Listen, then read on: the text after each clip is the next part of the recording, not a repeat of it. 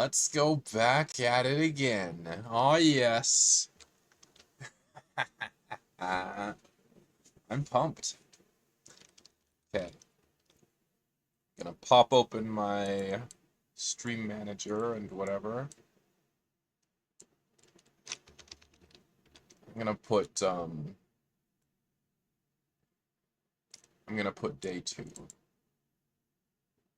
Hackathon of boot.dev.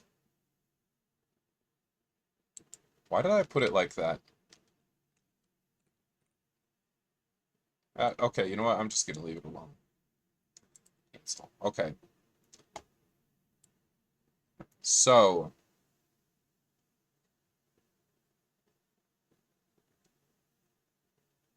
wait a minute.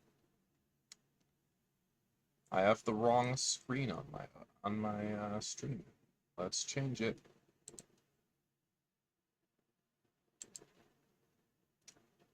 That one's fine. Whoops.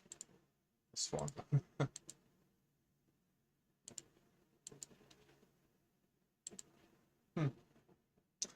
Interesting. That would have been weird if I hadn't caught that ever. Holy crap. Alright.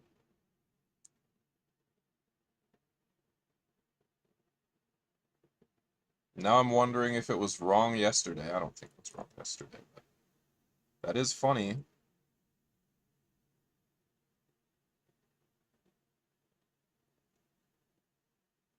Hello, can I hear my own self? I can. Alright. So let's look at what I was looking at yesterday.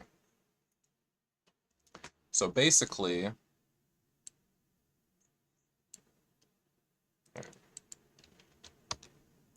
alright, so basically I've got a whole bunch of stuff to do.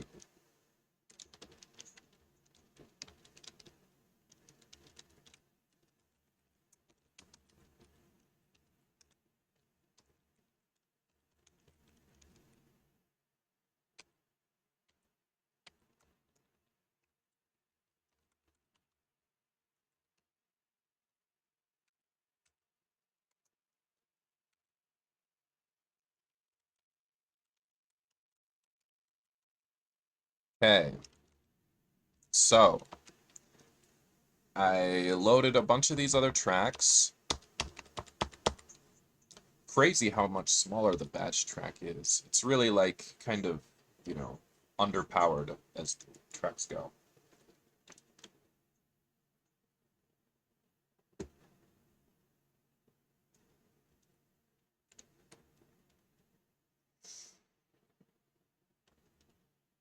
So I think maybe I'll use Bash as the base for most. It's probably the closest to Elvish in a lot of ways. PowerShell is a nice language. I find its syntax rather ugly, but that doesn't make much difference for most purposes.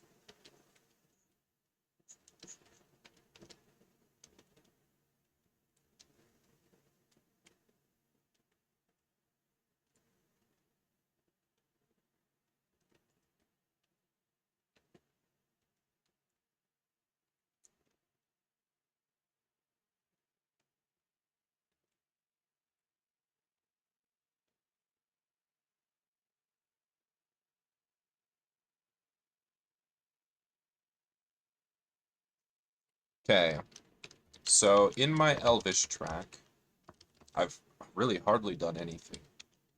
But in the exercises, I made the practice directory,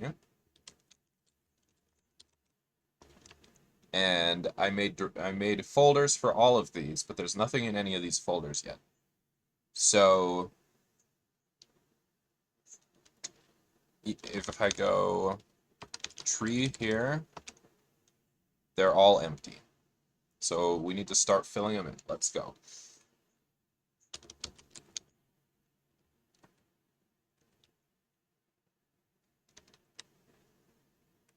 So what's the, oh, I should open up my meld again as well. Can I reopen the comparison that I just had open? Yeah. Cool. This meld program is nice. It really is. All right.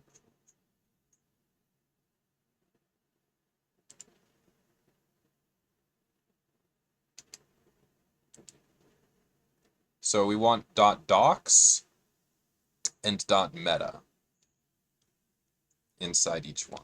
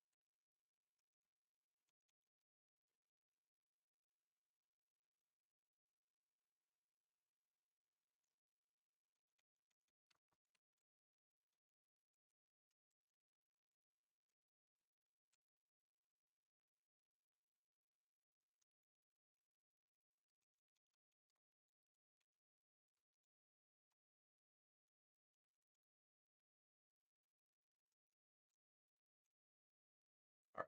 Did that do what I needed? Let's see the tree again. Okay, yeah. So we made all those. Okay, so now every place that we have docs, let's copy over the instructions from bash, I think, right? Because for the most part, the instructions are always the same. So I could have done that in the same loop, but whatever, let's just add the same loop again.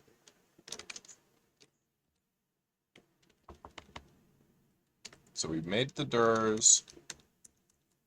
So now let's copy over.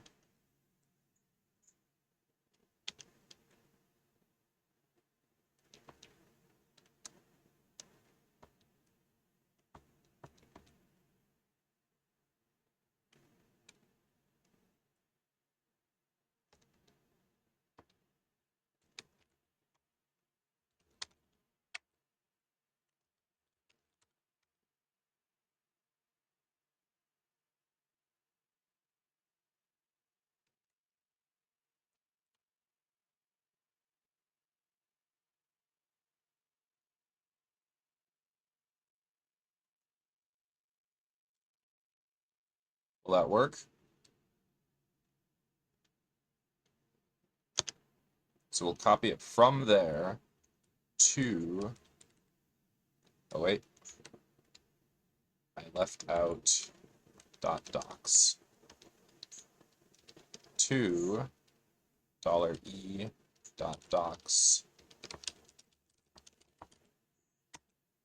Okay, so let's see what that looks like.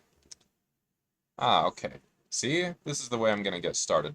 Now, the introduction is sometimes the same, but not usually, according to what we see here in Meld. So let's open up my code as well and see what is the difference in the introduction, typically. Like, they're usually not all the same. But I think the difference is likely kind of small.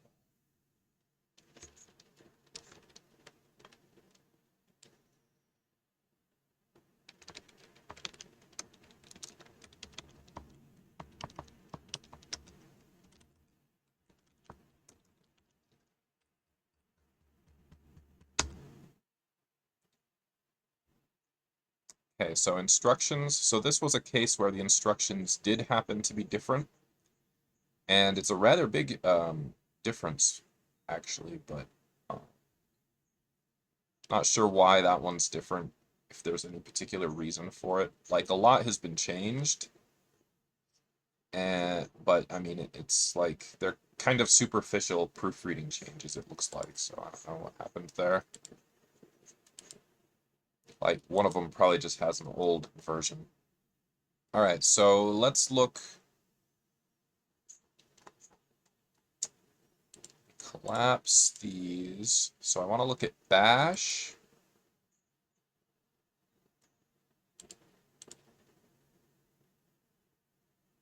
Okay, so let's start with one like Bob, maybe. Okay, so the instructions I've copied over. Let's look at the introduction. So I'm going to select for compare, and let's find the same thing in Lua.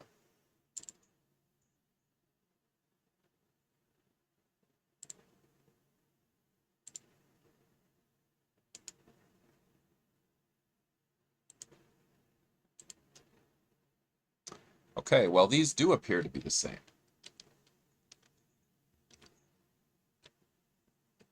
All right. So that was Bob. Oh, Bob is one where the introduction happens to always be the same. Okay. Let's pick another one like maybe darts.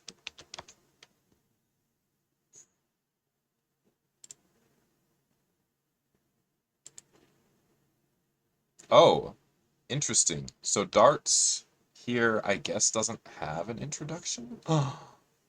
That's a little crazy. Oh.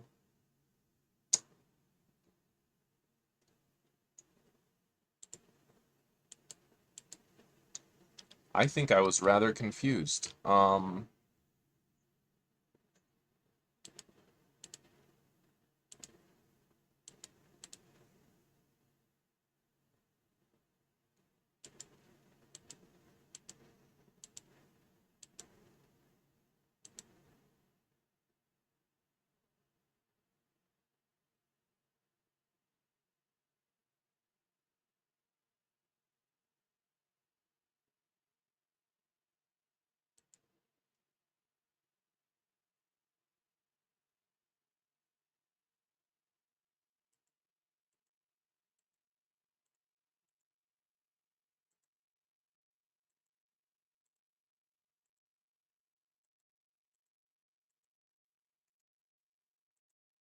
Okay, so right here, instructions.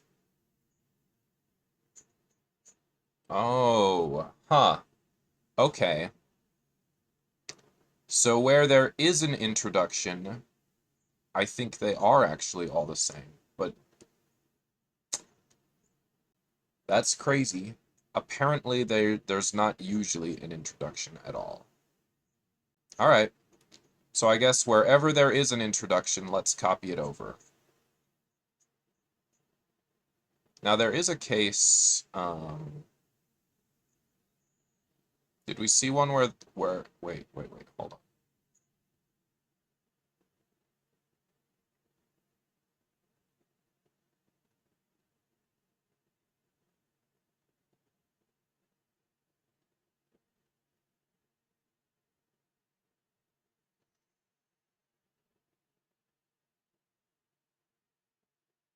Dot approaches on Bob, interesting.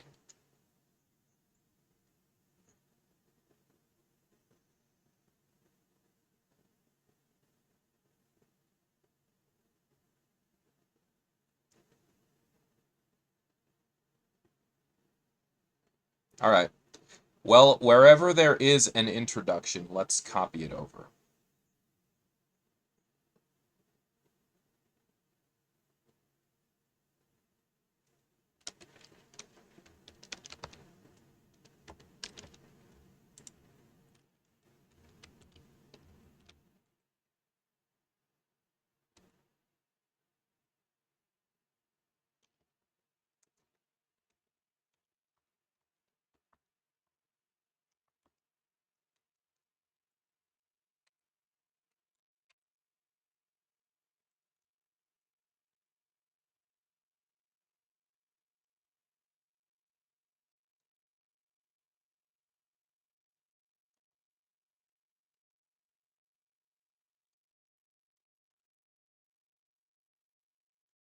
Right? Like this. So wherever there is an introduction, let's just go ahead and copy it over.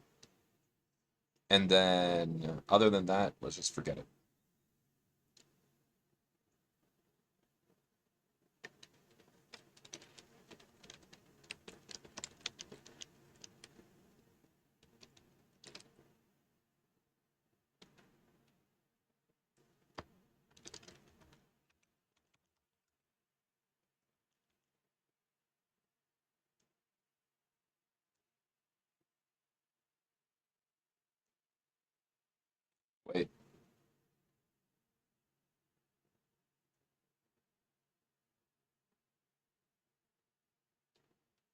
I messed this one up, huh?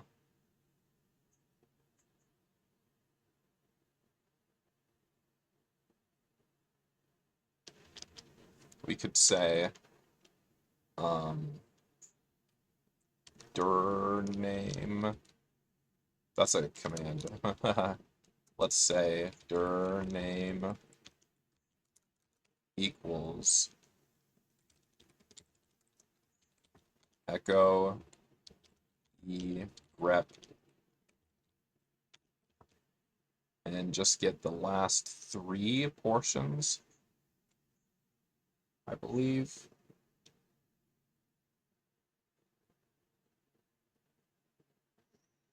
So at the end of the string,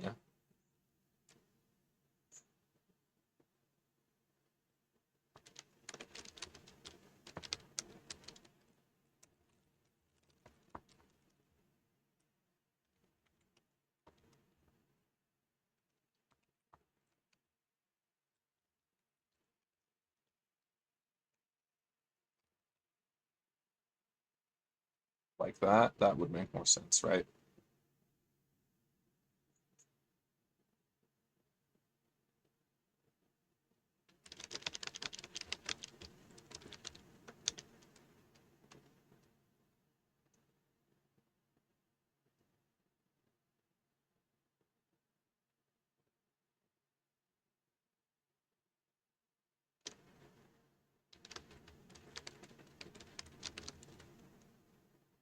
Is that gonna work for me?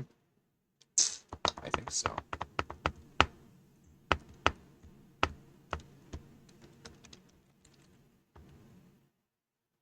Okay, so 5 fails because those aren't in my Elvish directory, I believe.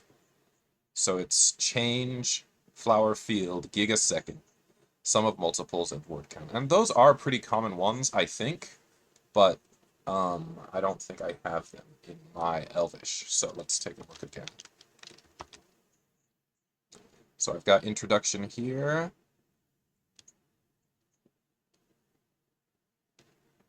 Yeah. Okay. So this seems like progress, I guess. All right. But now let's get actually serious and start to do some of the actual work, which is going to be making the test files. Let's go to the test files next.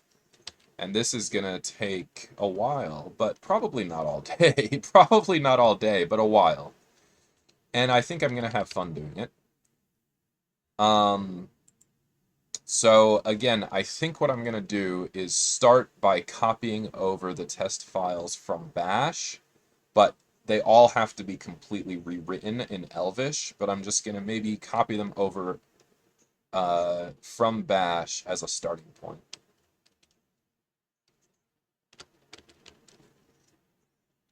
Let me look at meld again. Okay, so they all have meta tests toml.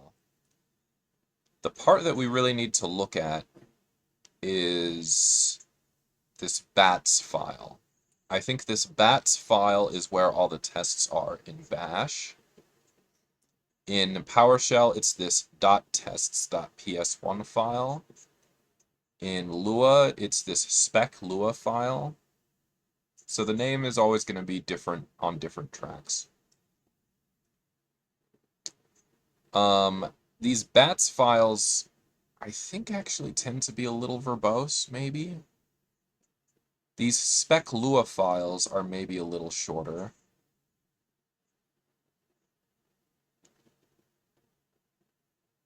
Maybe? I'm not sure.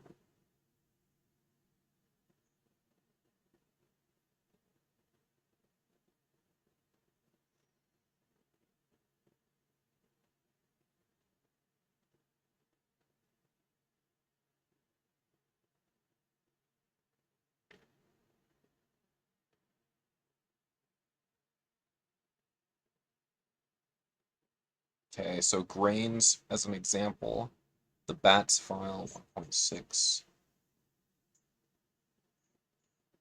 Let's copy the spec files over from Lua. I think they're a little bit shorter. I think I do expect my my Elvish translations to be fairly terse. But then also I'm going to need to be able to have a runner.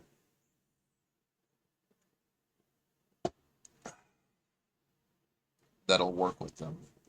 But, so let's just say, let's copy over the spec Lua file wherever we find it.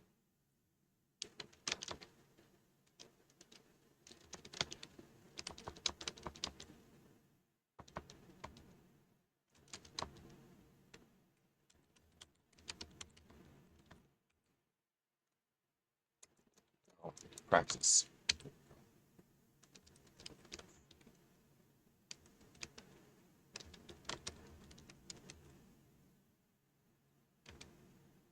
Okay, so there's a bunch of files. So we're going to copy over as many of those as we can.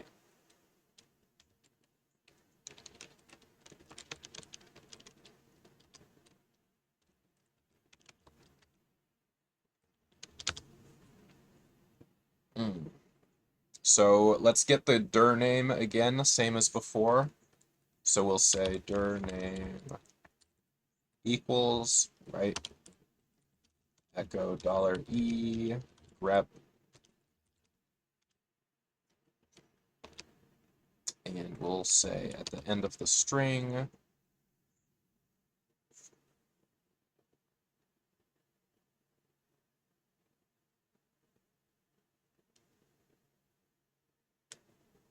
no, actually this time let me do it differently. Let's just say practice,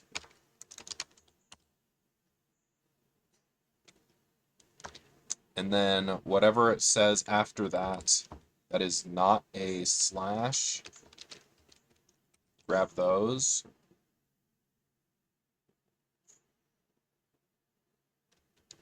And then I think I'll just grep it again to take practice off of there.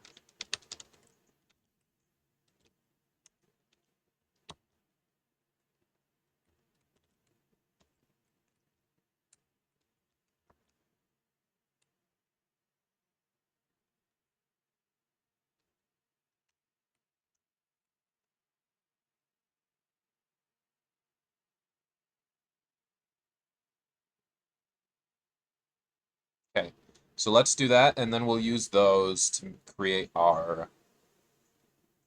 So I'm going to just rename them as Elvish to start with, and then actually go through the rewrite, which, yeah, it'll take some time, but I'm here for it.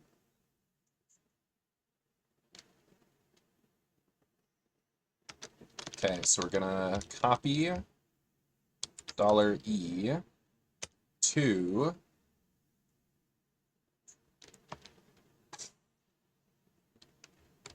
dir name, and then I think I just need to put... Oh, wait a minute, wait a minute.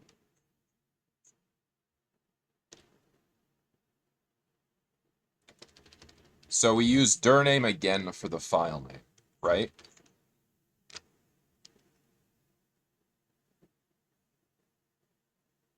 So for grains, for example, it's grains underscore spec lua.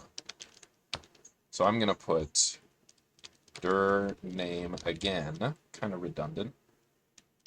And I'm going to put test elv. So it's going to be an Elvish file, but we have to completely rewrite each one with the same tests in it, basically. Okay, so let's put done. Okay, so we missed a bunch of them that I think we shouldn't have missed. Cannot create regular file.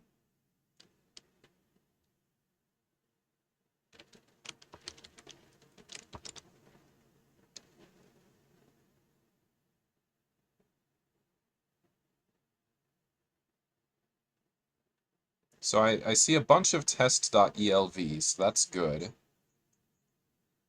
The ones it missed are common ones as well, but I guess I just don't have them.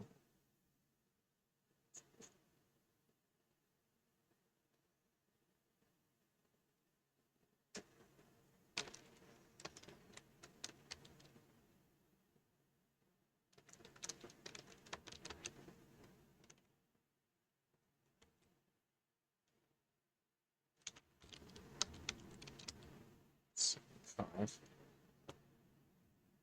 Yep, it's a starting point. All right, so now I'm gonna go through each of these ELV files one by one, and I mean, there's a bunch of them, so I'm hopefully not gonna individually edit each one, but let's just start with yacht and see what exactly the edits are that need to be made.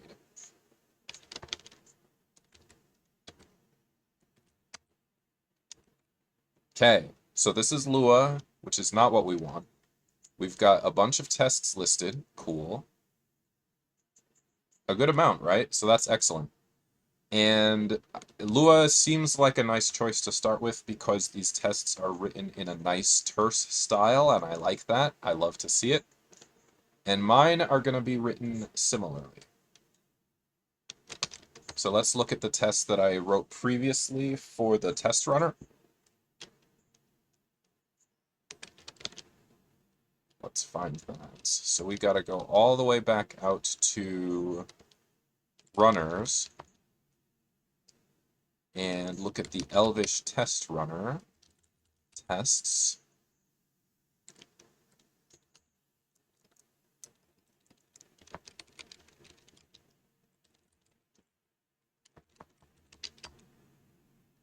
So this is how I wrote it. And I think it's going to be the same thing, right? So the first thing to do actually is to copy this make test onto the front of every one of those files, because that's a boilerplate that's going to be in all of them. Now, let's see.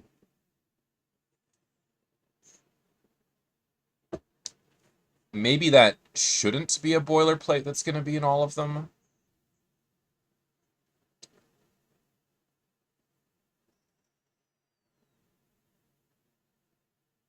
All right, I'm going to have to think about it. So this boilerplate should actually belong to the test runner, I think, rather than copying it to everything. And this should not be hard-coded.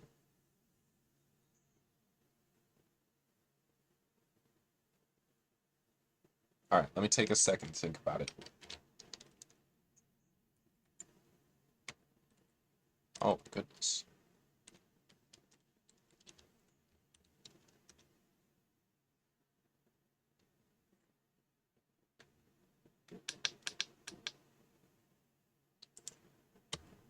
All right, let me take a sec.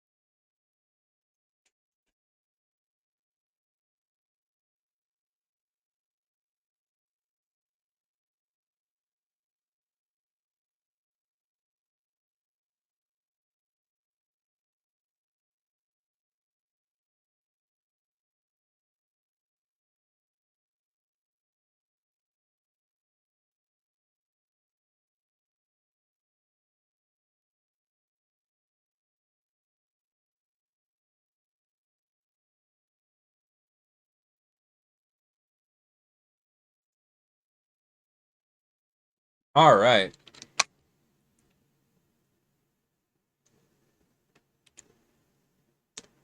Okay, so let's go here. At this point, I'm gonna probably try and like create the test runner that a user can actually use. Which is gonna be pretty much the same as what I already did. But let's start here. Official list of unofficial modules. Okay, fair enough. But let's also look at the let's also look at these.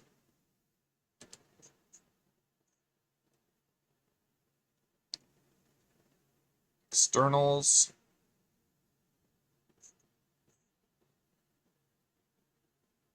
Okay, so built-in edit. All right, so EPM is going to be needed.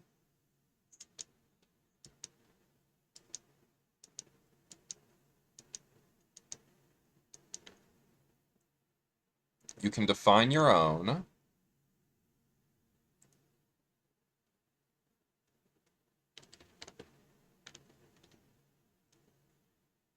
Okay, so themes.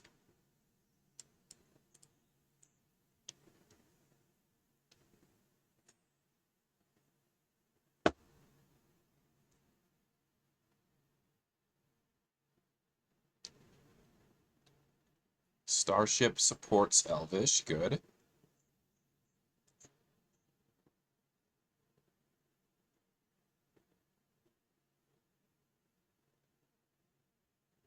Editor support, Elvish mode, Elvish Vim. Oh, shoot.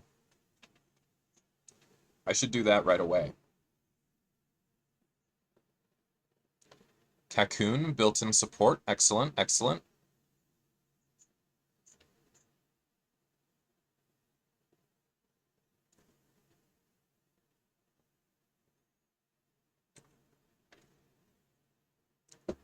I've thought about... I gave Cocoon a very brief try, and it made a very good impression on me, but haven't moved over yet. Ultimately, I really think I'm going to move over to NeoVim, but haven't done it yet. Get utility functions mainly for prompts. Alias, bang bang, dir.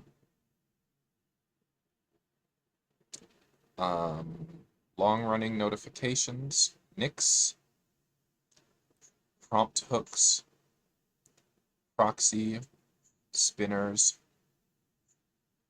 terminal title.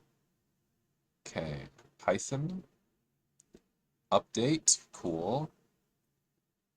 Date elv, a module for printing the date in Elvish, written in Elvish. Okay, good. Let's see here. Utils for usual shell manipulation. Fun helps your Elvish code to be more functional. Lazy, interesting, interesting. Sounds pretty powerful. Utility libraries.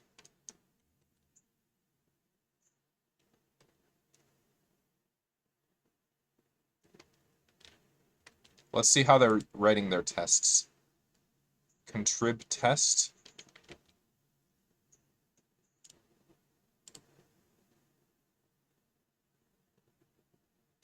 Interesting. This one looks a lot like the one that I saw on the other guy's repo. This is not the same user, but yeah, you know what? This looks like the same code, doesn't it?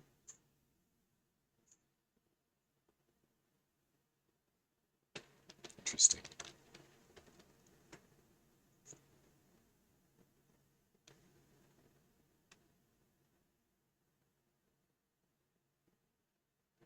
So this one is for testing. But I don't think I'm going to use it.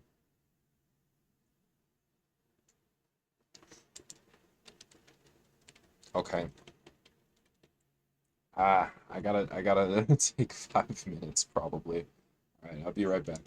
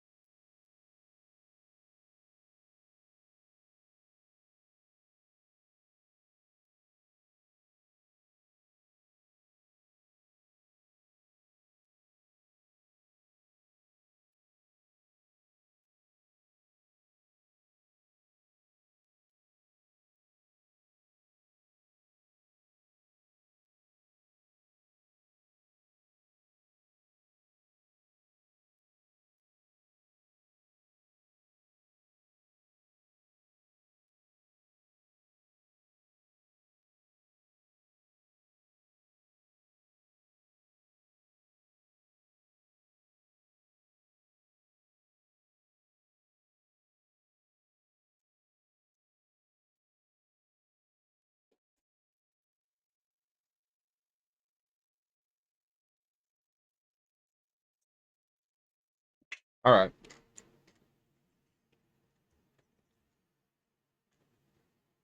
Okay, so maybe keep this one in mind, but honestly, probably not.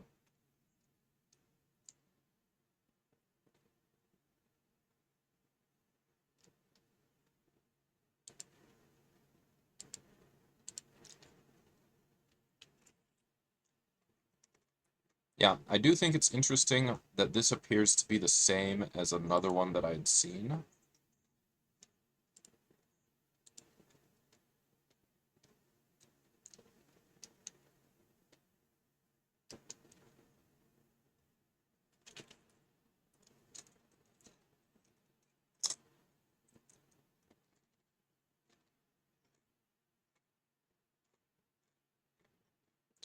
I think it was here.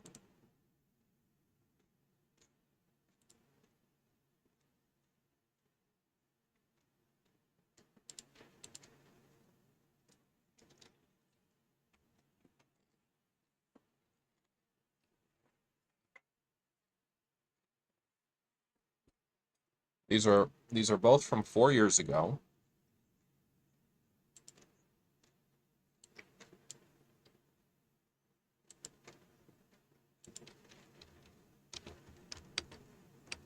Let's run a compare and see if we think they're really the same. Whoops.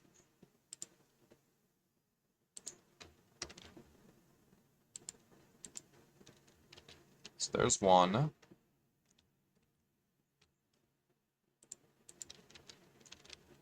And there's the other. Yeah, it's the same file. So let's keep that in mind. It's been seen on 2 different repos. I don't think they're the same person. This one is Z Zamboni. And this one is Colby Crouch. Huh. I don't think they're the same person.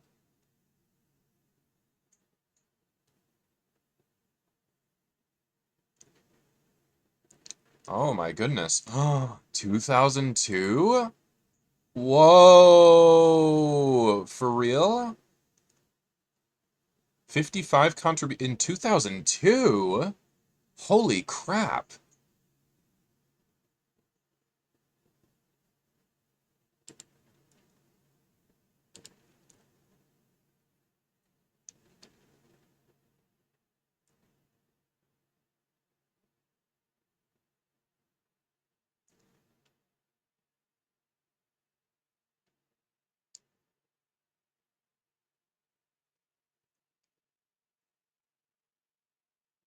$460 commits on this one. All right. 2002 though? Whoa, hold on. Did GitHub exist in 2002? I think it's counting commits that he made with Git. Wait a minute, did Git even exist in 2002? Okay. Is it spoofed in some way? Let me look. 2002? That's insane. That's wild. Okay, hold on. GitHub Wikipedia. According to Wikipedia, the ultimate arbiter of truth, GitHub was launched in 2008. And Git itself was launched by Linus Torvalds in 2005. This guy, it goes back to 2002. What? So, what is that about? What is going on there?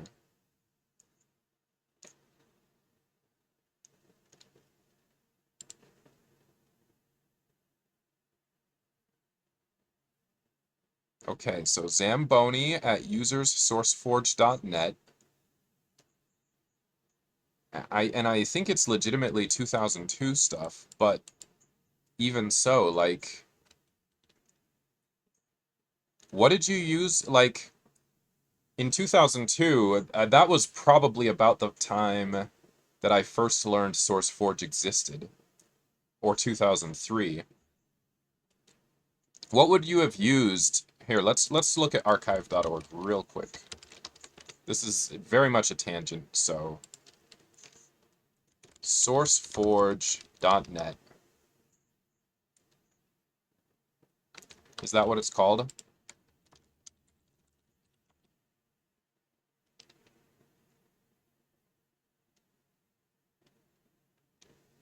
Launched 99.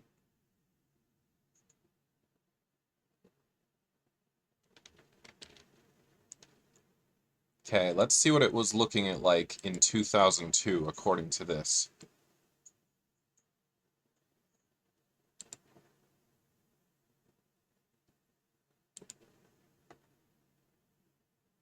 Try and load that. That really took me by surprise. This guy's GitHub history goes back to 2002. Oh my goodness. That's wild. Okay. So, sourceforge.net. At that time, this site was huge. This site was huge. It was like the site. Like, there weren't really other popular options at the time that I know of. So, that's awesome. Okay, so this is the largest repository of open source code. So what I want to know is, do they suggest some particular version control system?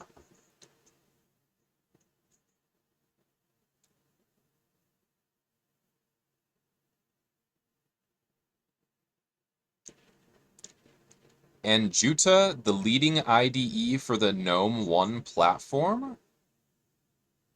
I don't remember that. And Juta C/C++ IDE for the GNOME 1 platform. And Juta 1.0.0. Do you think they're just making up that it's leading? Let me see what it says. And Juta IDE. It was an IDE written for the GNOME project. The project was archived in 2022. It has been superseded by GNOME Builder.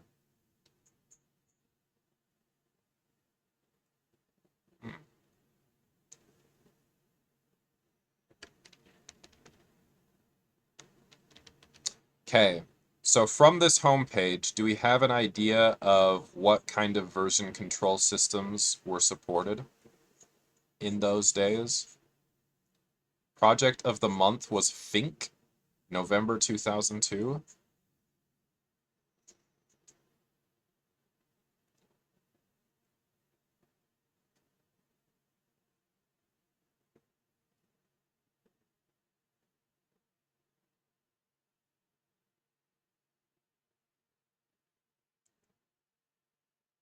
SourceForge for corporate use, let's see. SourceForge Enterprise Edition 3.1. Huh, okay. Microsoft Project, Rational Clear Case. So, role-based access control. Yeah, 2002, man. Oh look, there's Dev C++. I used Dev C++ in 2002 on Windows. Man.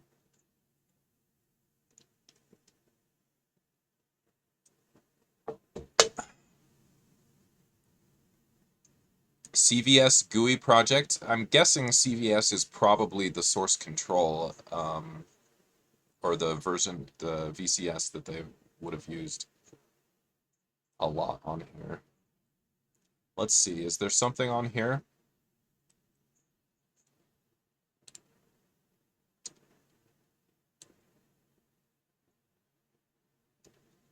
The last release under a free license was 2001.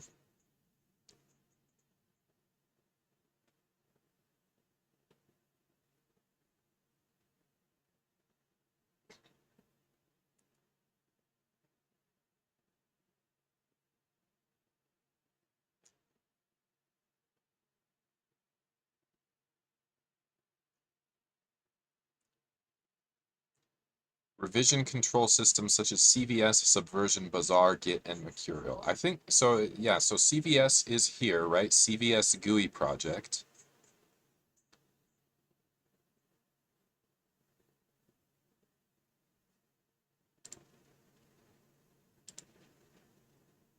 So this one goes to 1986. Free version control software, which is under version control systems. And here's Git. History of software configuration management. Version control. How about list? Oh man, I was hoping for a table. So some of these are obsolete. GNU Arch. Okay, so it didn't really give me a satisfying answer, but this is way too long of a side note. So let's hop off of there. Anyway, so the point was that Z Zamboni, I don't think it's the same person as Colby Crouch, right? But they both used the same test file, which makes me think that this is like kind of the test file to use for Elvish. But I mean, I looked at it, I read it. Actually, I didn't even finish reading it. I read it down to about here and then didn't read this one. But I mean, I thought it seemed useful, but like at the same time, just I don't know. I don't think it would help with like my needs for what I was trying to do with the exorcism thing. But maybe it would have if I'd paid some attention or something. Okay, so this one, 13 repositories. But interestingly enough,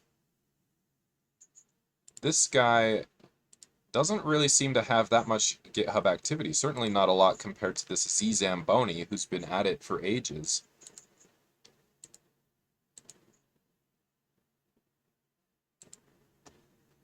I don't know if that means anything.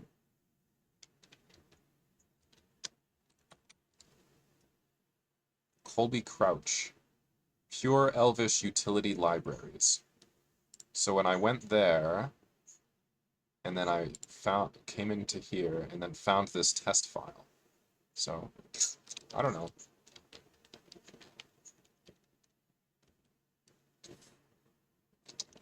Okay, so I don't think I'm going to use any of that.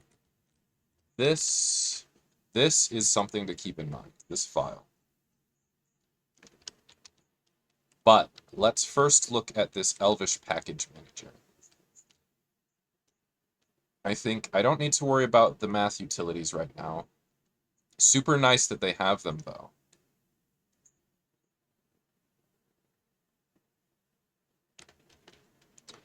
File system path utilities. These seem very handy. I don't think I need these ones yet either.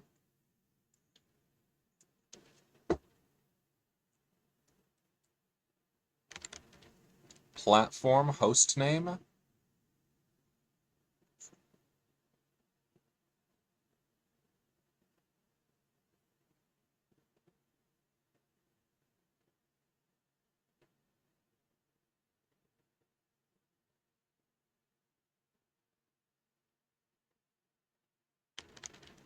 Regular expression utilities.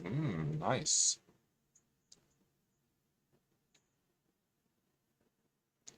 Allows you to write code resembling awk scripts using an anonymous function instead of a string containing awk code.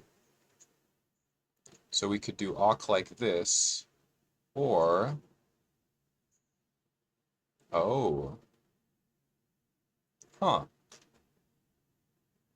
That's a neat idea, I think.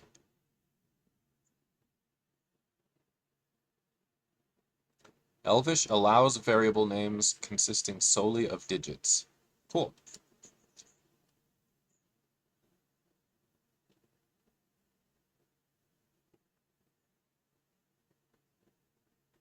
That's something to keep in mind.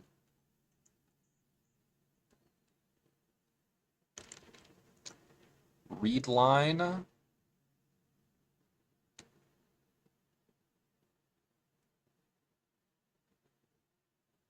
If you're migrating from Bash to Elvish, you probably want to add readline binding. Control A to move the cursor to the start of the line. I don't really want to do that. Store. Elvish persistent data store. Okay.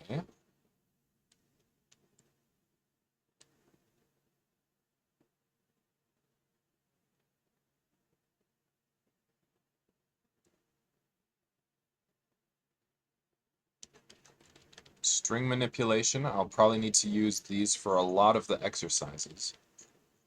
And then Unix, R limits. I don't think I do need these at all. All right, so this is the one to look at here. Elvish Package Manager.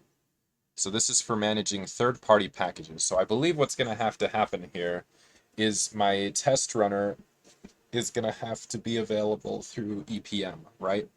So we're going to have to do a github.com/something or other /whatever, right?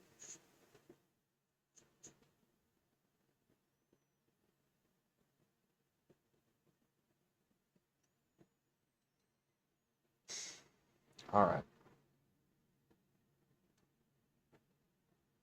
I think this is the actual next step. I think I'm going to need to read this whole thing. So let's go at it. The Elvish Package Manager is a module bundled with Elvish for managing third-party packages. In Elvish terminology, a module is a ELV file that can be imported with the use command, while a package is a collection of modules that are usually kept in the same repository as one coherent project and may have interdependencies. Usually kept in the same repository as one coherent project and may have interdependencies. The Elvish language itself only deals with modules. The concept of a package is a matter of how to organize modules. Like the Go command, Elvish does not have a central registry of packages.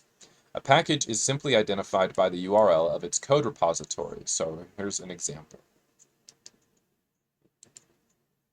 So here's a sample. All right. To install the package, one simply uses the following. So you go use EPM, EPM install, github.com, elves sample package. Okay. EPM knows out of the box how to manage packages hosted in GitHub, Bitbucket, and GitLab, and requires the git command to be available. It can also copy files via git or rsync from arbitrary locations. Custom package domains for details. Okay. I'm going to use GitHub, so I don't need to worry about that part. Once installed, modules in this package can be imported. Let's see. Once installed, modules in this package can be imported with use, and then you go github.com, whatever. And then this package has a module named sampleMod containing a function, sample function, and can be used like this. Okay, so it has a sample mod, and in there is a sample function.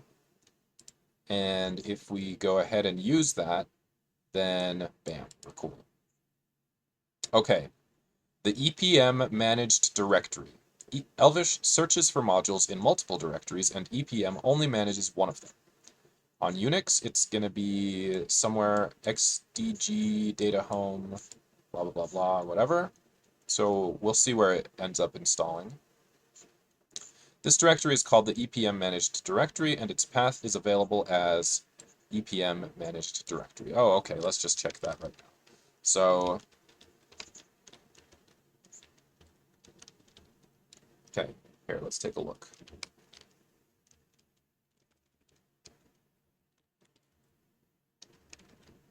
Wait, where am I?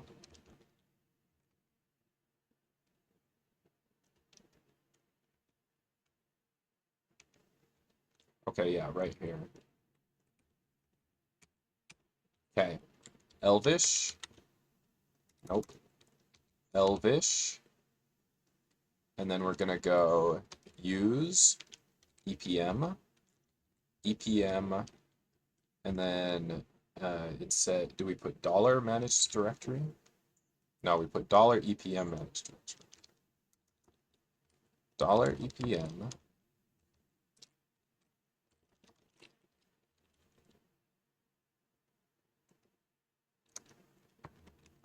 managed directory. Okay.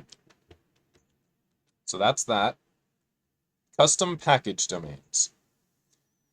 So I'm actually going to skip over this part because I'm just going to use GitHub. Or wait a minute. I think I do need some of this information, maybe. Package names in EPM have the following structure: domain path. The domain is usually the host name from where the package is to be fetched, such as github.com. The path can have one or more components separated by slashes. Usually the full name of the package corresponds with the URL from where it can be fetched. For example, the package hosted at github.com elf sample package is identified as github.com elf sample package. Packages are stored under the EPM managed directory in a path identical to their name. For example, the package mentioned above is stored at EPM managed dir github.com elves sample package. Each domain must be configured with the following information: the method to use to fetch packages from the domain. The two supported methods are get and rsync. I'm not even sure what rsync is, to be honest.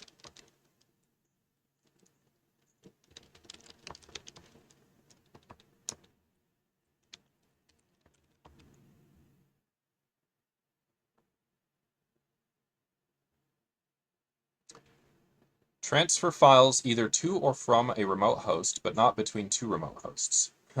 Interesting. By default using SSH.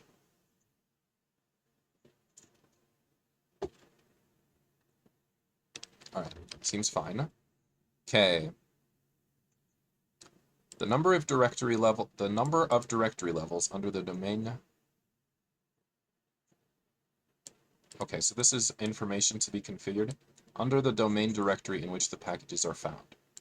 For example, for github.com, the number of levels is 2, since package paths have 2 levels. Elves sample package. All packages from a given domain have the same number of levels, okay. Depending on the method, other attributes are needed. Get needs a protocol attribute, which can be HTTPS or HTTP. Rsync needs a location attribute, which must be a valid source directory recognized by the rsync command. EPM includes default domain configurations for github.com, gitlab.com, and bitbucket.org. These three domains share the same configuration: Git, HTTPS, 2 levels. Great.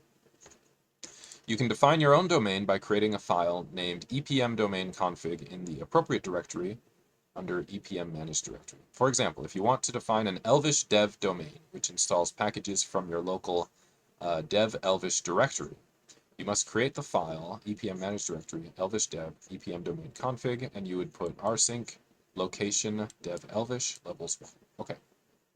You can then install any directory under the dev Elvish as a package. For example, if you have directory dev Elvish utilities, the following command will install it under EPM managed directory Elvish dev utilities.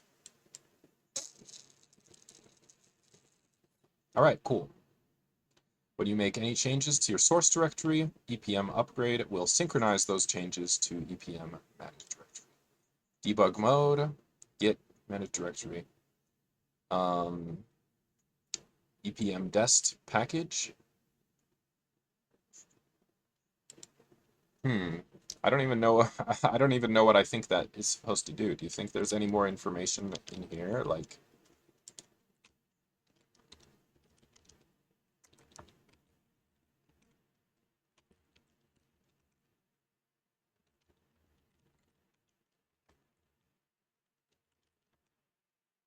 yeah, that's all it says. EPM dest package. So I guess you'd have to look at the source code, but I don't think we need it. I think we just need this one. Install the named packages. By default, if a package is already installed, a message will be shown. This can be disabled by passing silent if installed equals true, so that already installed packages are silently ignored. All right.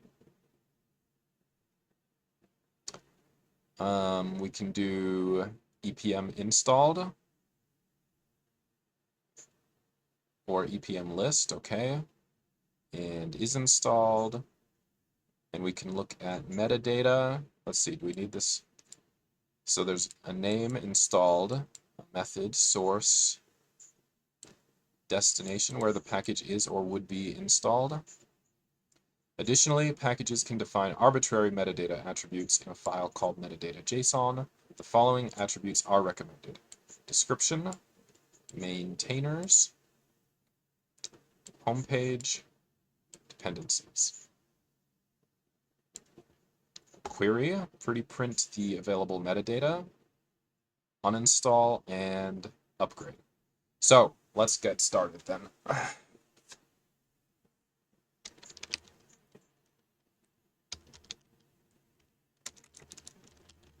So let's go out.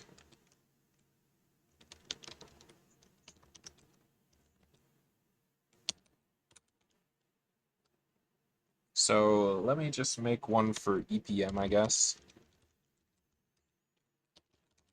Okay, so what do I want to call my test runner? Let me take a minute and look. So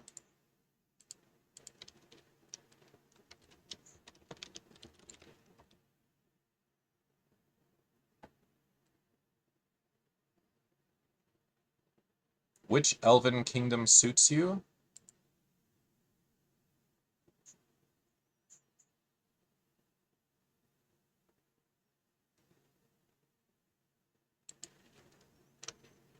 What's the best elvish language?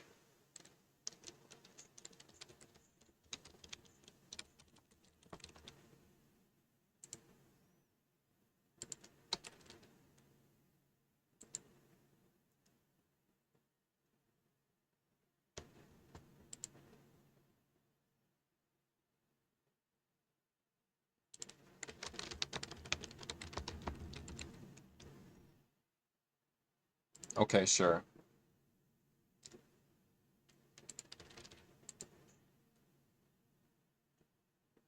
It didn't work! No! Okay, I'll try one more, and then I'm done. Nope. Okay, I'm just gonna call it Elvish test.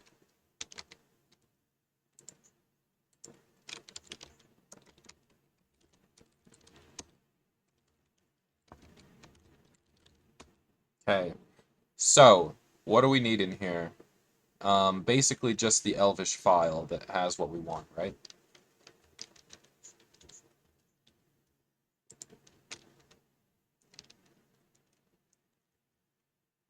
Whoops.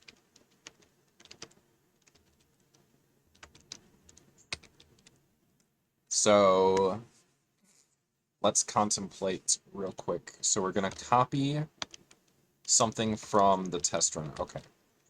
Let me go into runners, Elvish.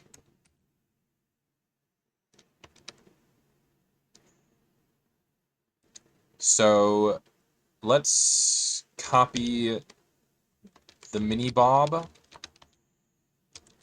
because this has part of the code that's going to need to be in the Elvish test.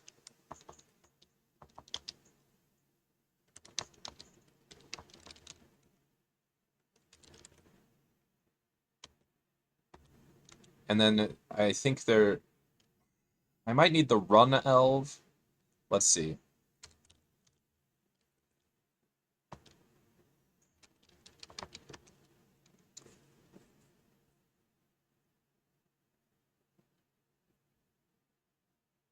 It's kind of a bunch there. Let's copy over the run elv.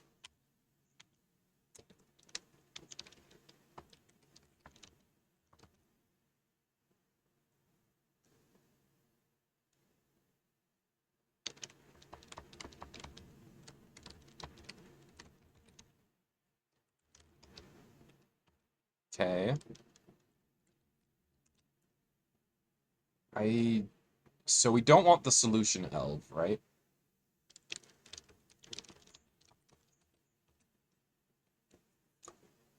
The test elv just comes from the original test in minibob.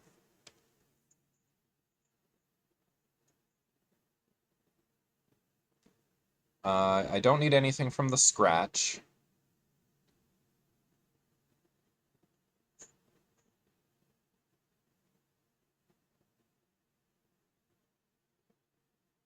I think I just need those two, actually.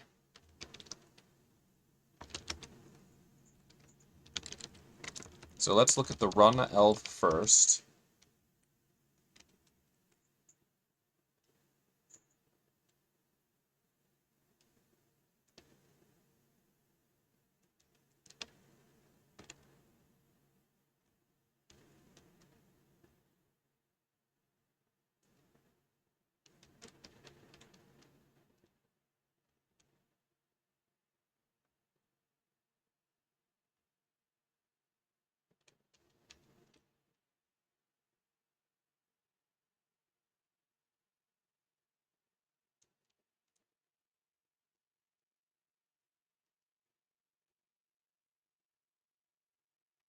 Oh, shoot.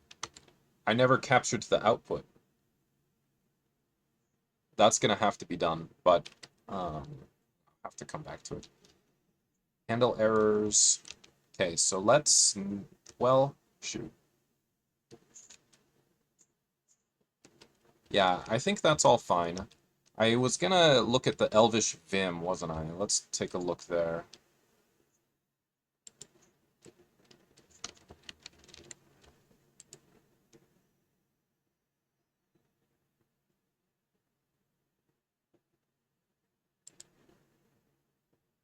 Elvish.vim from dmix, a Vim plugin for Elvish Unix shell. I do like to use Vim plug, heck yes. Sure, let's give it a shot.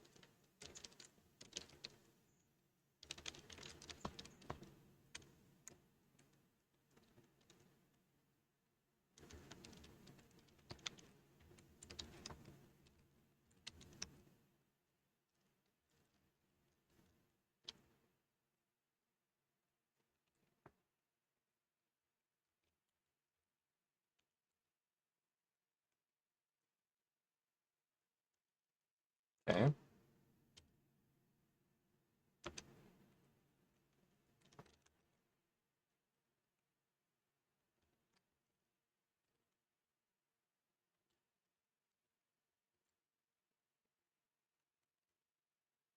I'm just gonna open a new tab. Okay, so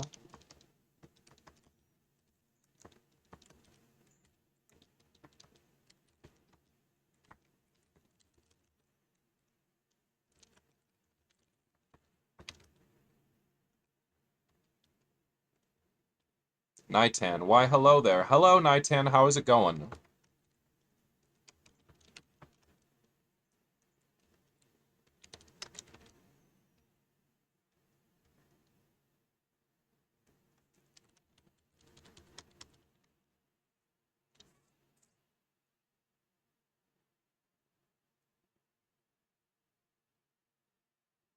So the big thing here is I want to, instead of doing two JSON here, we want to print the output to console. So we don't want to do that.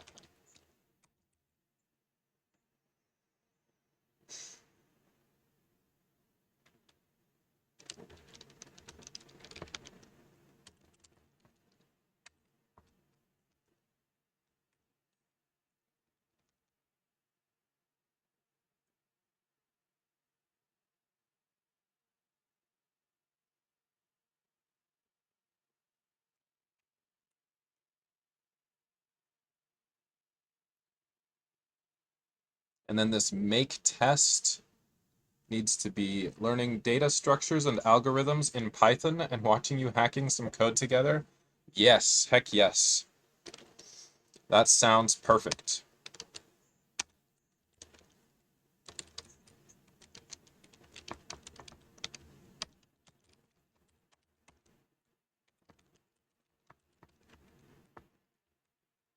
Okay, so this make test, I'm gonna just put at the top, I guess.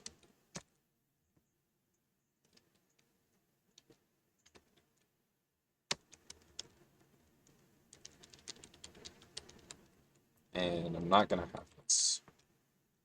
All right.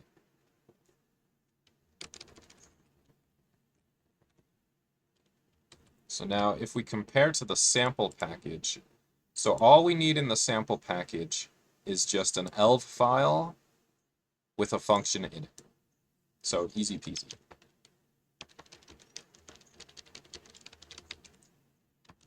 So let's get rid of the test original.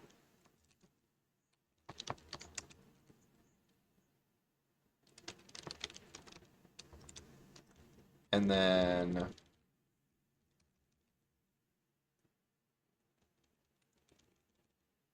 so okay, so in this case we're not going to try to put output to JSON. We're going to go through the output.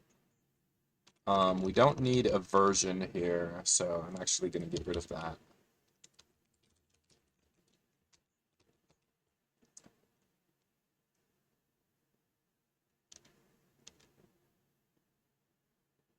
I must say, it does look a lot better after installing the Vim support. Go figure. All right.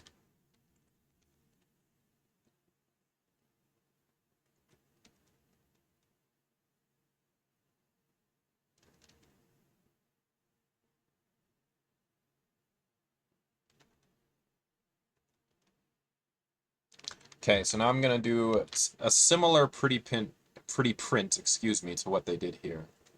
And I'll just do, in fact, I'll probably copy some of what they put. Or maybe a lot of what they put. I don't know.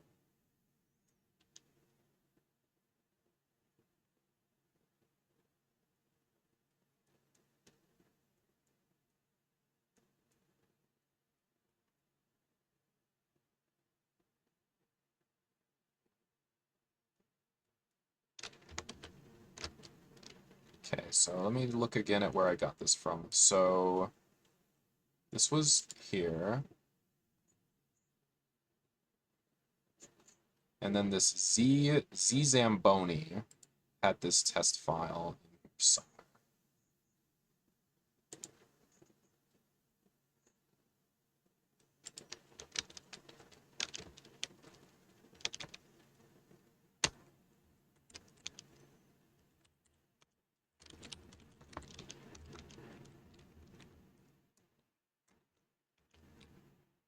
Okay, source file.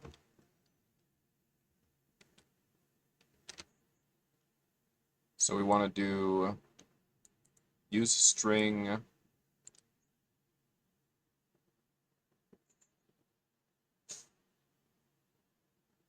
I don't know why they did this. That seems a little crazy, but okay.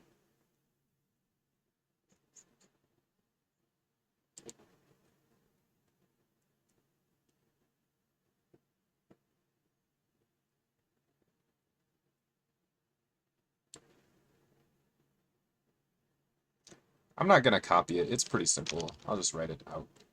So let's see. So first of all, status. Let's say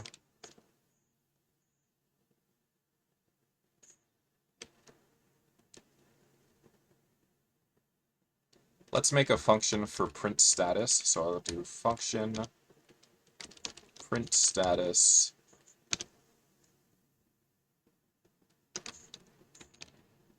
And it takes a status. And then we'll just say var style equals green, or maybe blue to start, and then if equals status pass,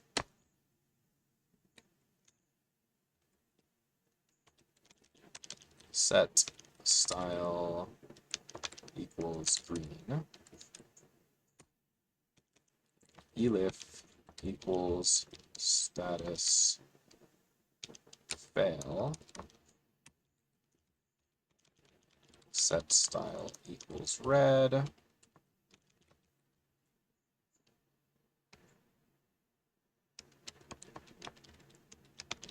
go, elif equals status error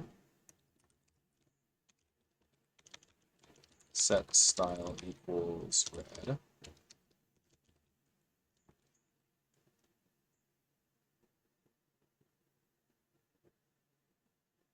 And I could put like red bold. So if we're in Elvish and we go styled pass red,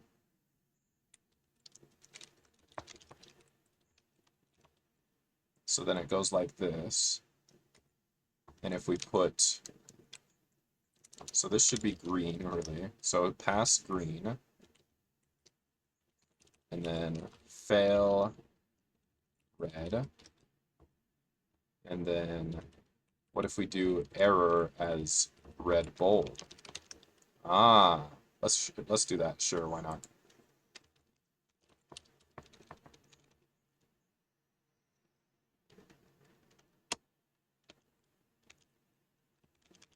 So then echo styled status style. Yeah. Cool. All right.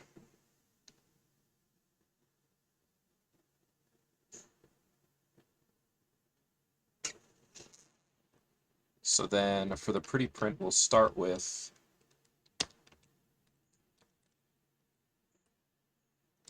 print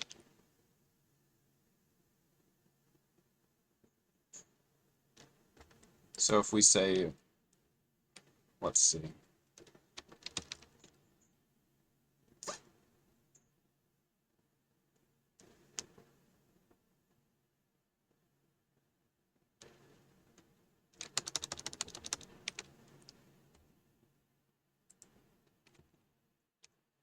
let's say var e equals function. And in this function, we are going to print run status,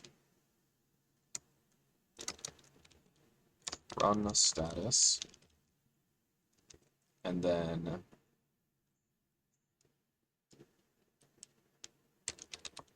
echo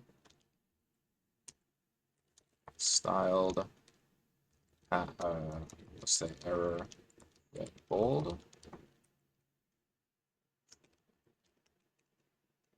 Okay, so now if we do p or $p,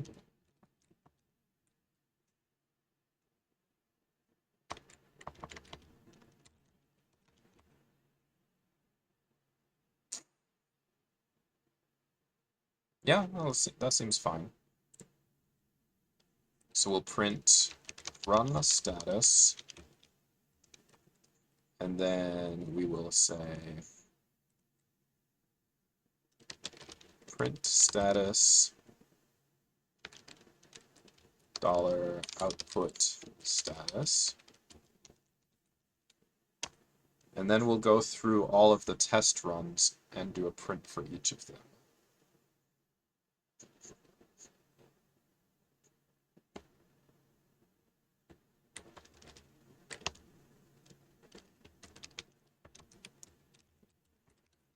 Now we'll go through all of the test runs and print each of them.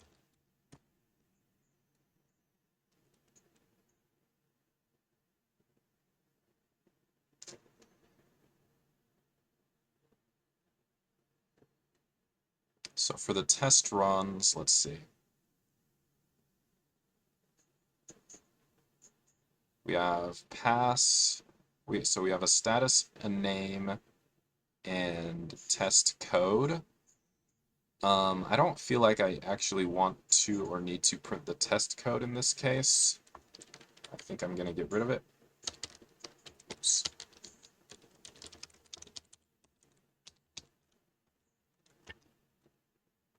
But we do want the name and status for sure.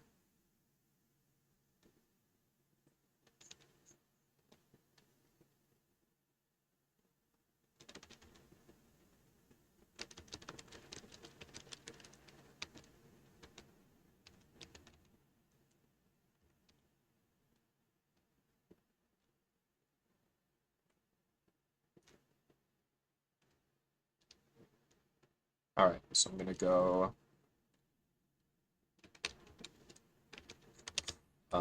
for test run output test runs, or tests rather.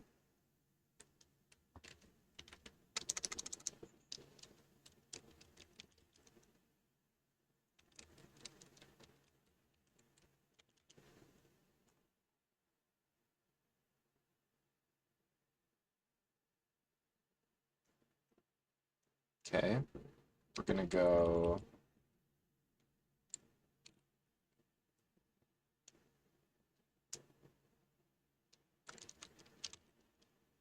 echo, a couple spaces, and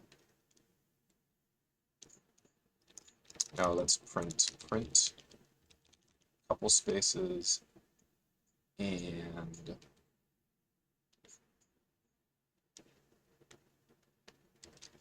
test run name.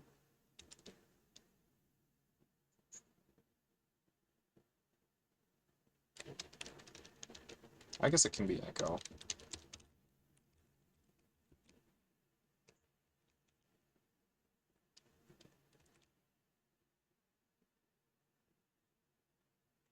Oh, no, it does have to be print. So print test run name, and then print status output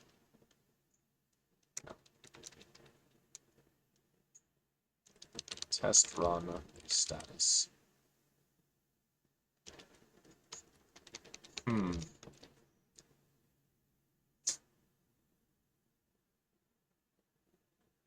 Yeah, I guess that's it for starting. Print status, test run status. Unmoving wallpaper BWG, thanks for the chat.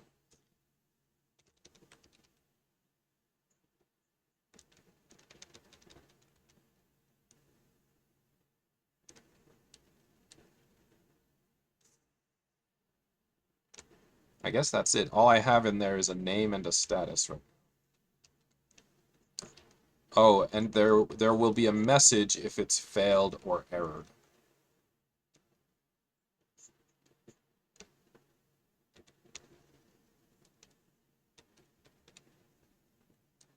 So if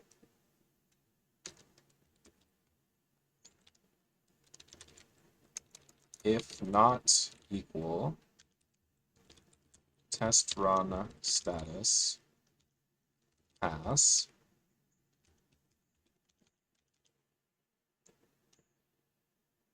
then let's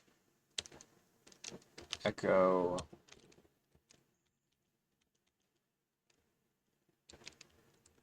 test run message.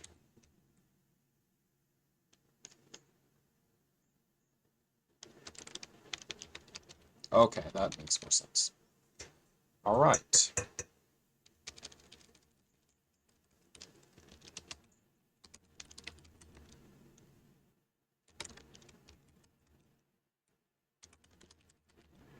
Okay, so we just have this run elv file. I guess I should rename it.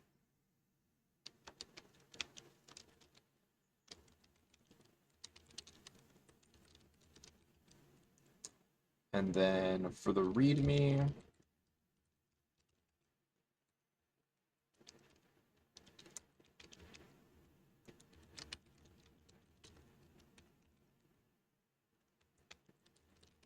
a testing utility for the Elvish programming language.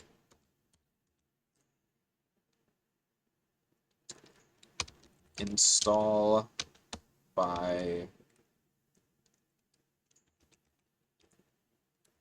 let's see, so install by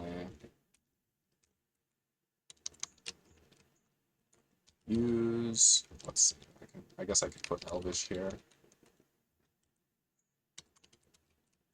Use EPM install github.com silly internet tricks, elvish test.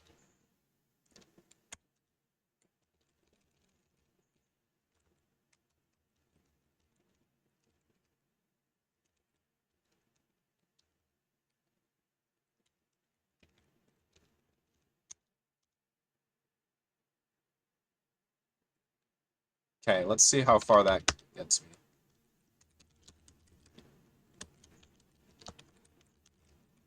Init, commit. Whoops.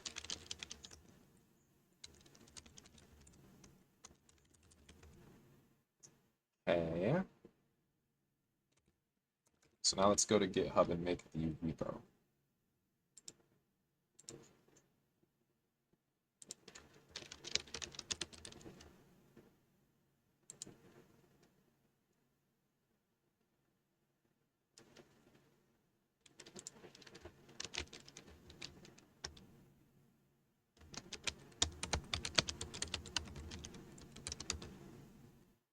Okay. So, there it is. Testing utility for the Elvish programming language. Install by use EPM, EPM install. All right, so let's try it. So I'm gonna go Elvish. I'm gonna go use EPM, EPM install github.com, silly internet tricks, Elvish test. All right, so it says installing, cloning. All right, so far so good. Okay, so now in the sample, it shows, so we did that. So now we want to go use. So I'm probably going to edit this just right here.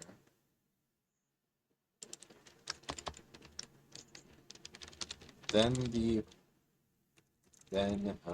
use the module by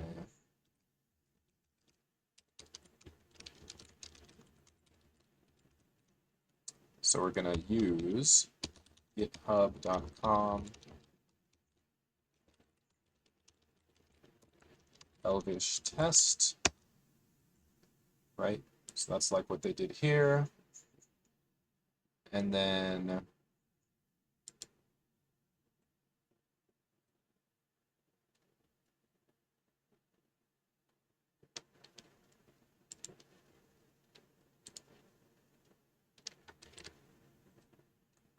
we're going to use make test for each test. So I'm going to show an example.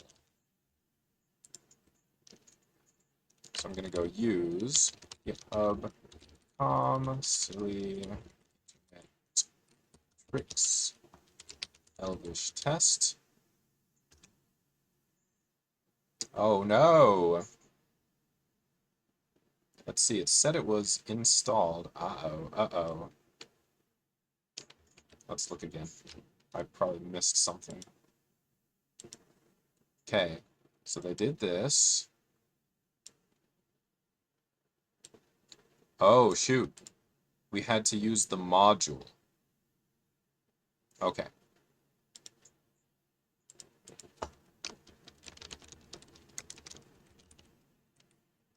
Okay, let's try again.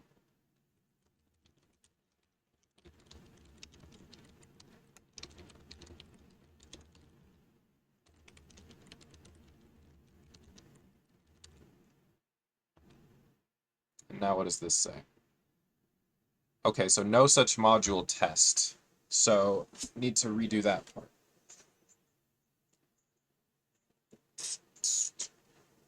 Okay.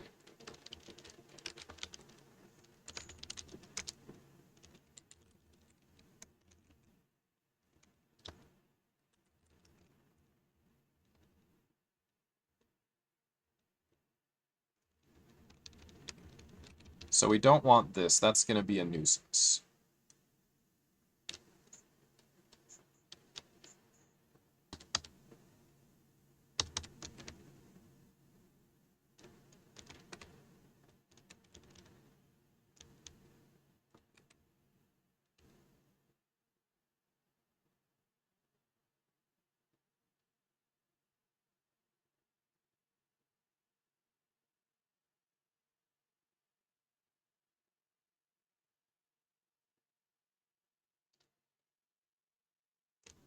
Okay, let's see. So we have make test, append, map over, fold. Yeah, let's not do any of that. And that's not true at all anymore.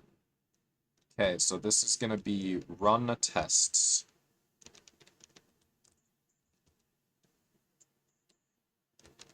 So we're going to say function run tests.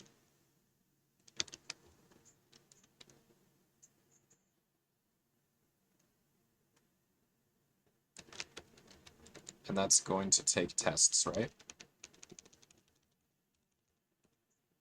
Yeah.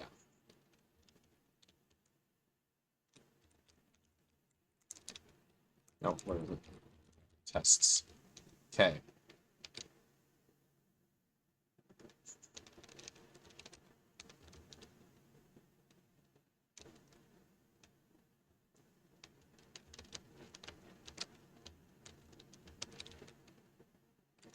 Whoops. Oh no.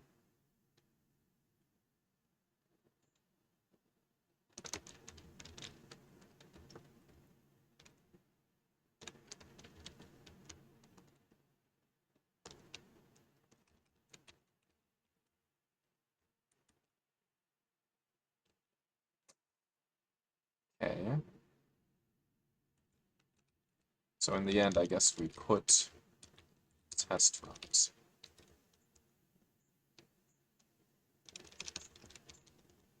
Okay, makes sense, I suppose. Alright, so then we don't want to do this.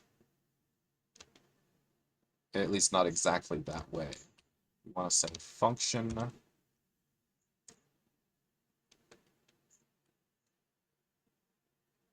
get run status. And then this one takes test runs, it looks like.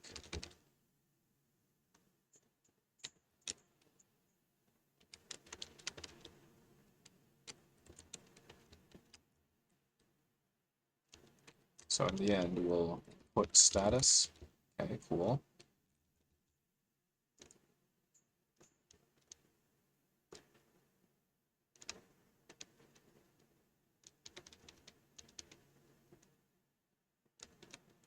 So this will be function. And I guess make output. That doesn't even make much sense. I think I'll just delete this part.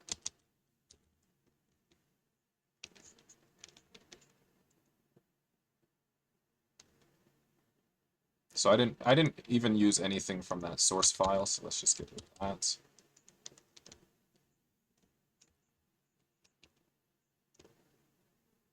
Okay, function print status, that's cool. Okay, so now this part should be function pretty print, which takes an output, it looks like.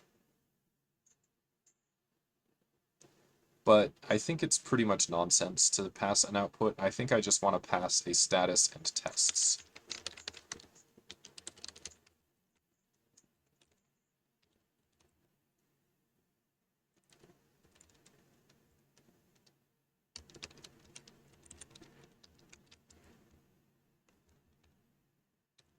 So instead of this, I'm just going to say status.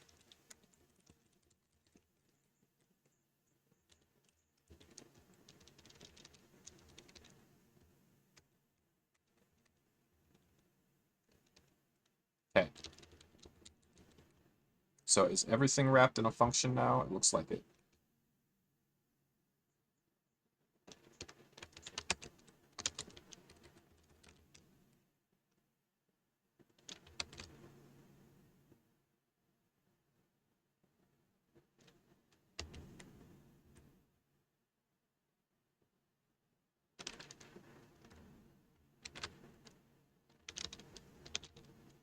Okay. Alright, so now let's go into Elvish and try using it. Well, actually, hold on. I guess let's cancel these changes.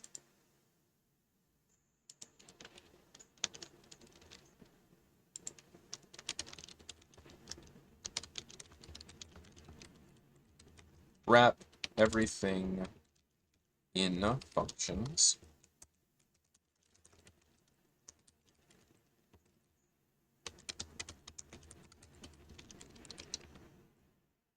Okay.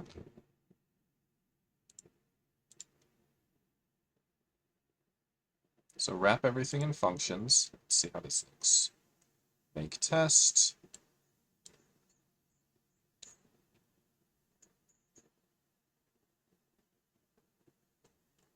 Okay.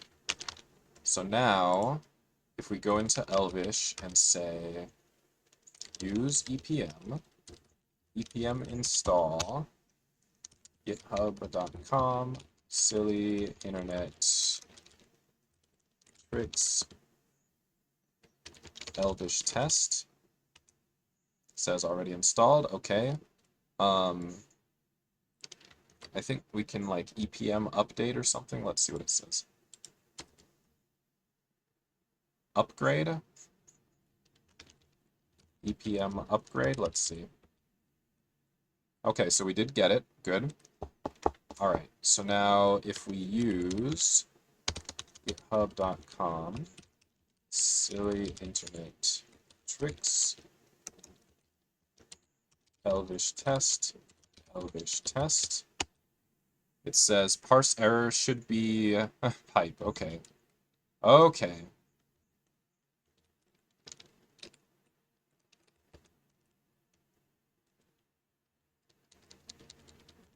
Do I see where that is?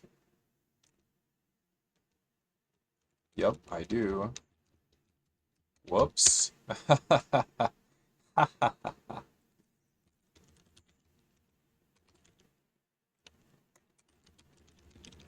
Fix pipe syntax.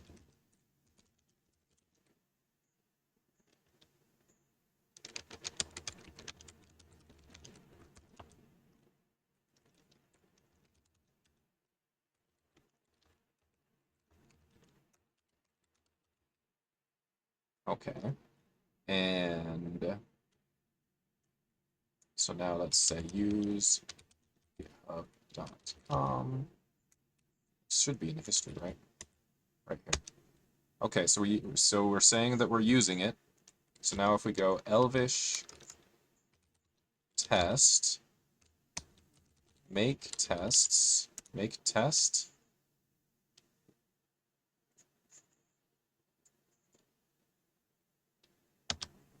Okay, so then we have to pass in a name, sample, and an expected output pi.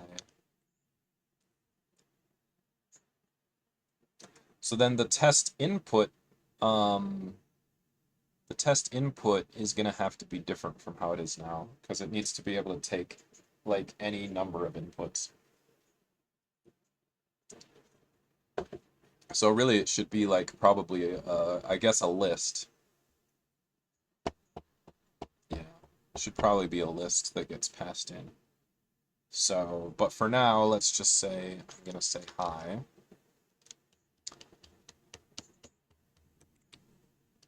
So let's just see what comes out if we do that. So it made the test.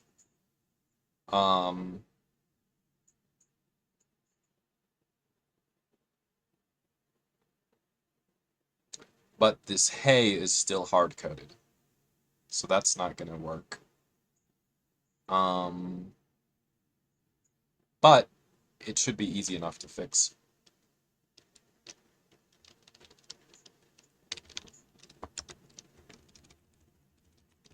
It should be easy enough to fix. We just interpolate it here.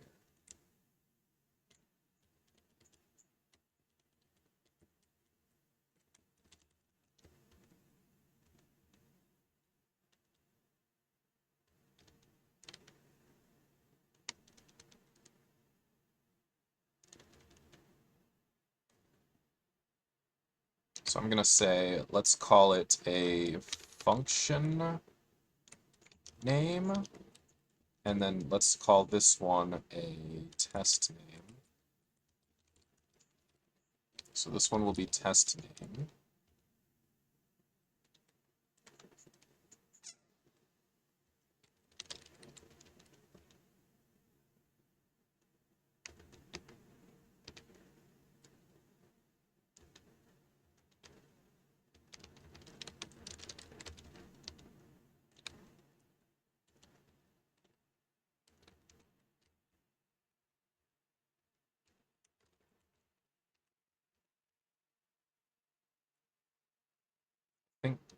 Yeah, so that should be test name. Okay, I think so. All right, so then function name will be used where we have hey.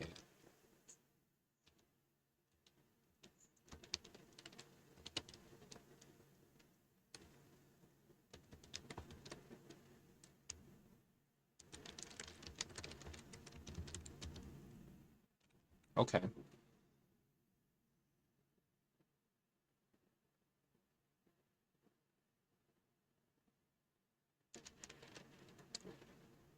So then the other trouble is I don't have anywhere where it's like copying over a solution.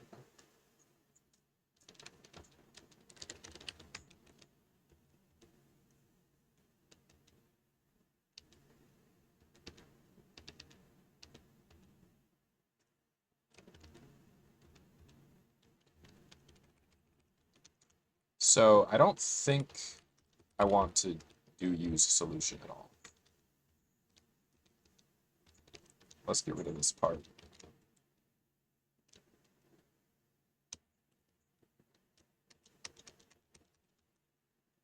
And let's get rid of this part. Okay.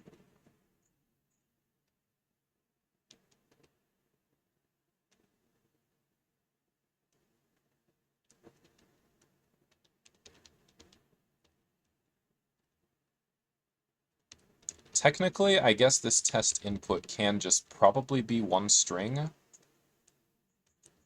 So I think that the way this is probably more or less kind of fine.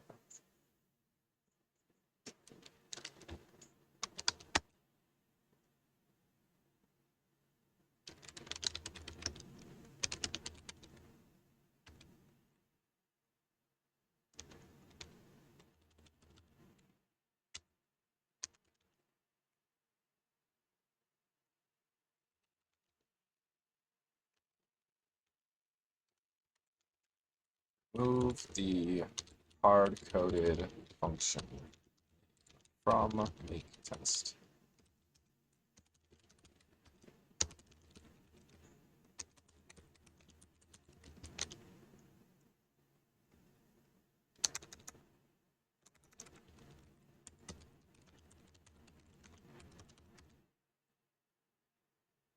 Okay, neat.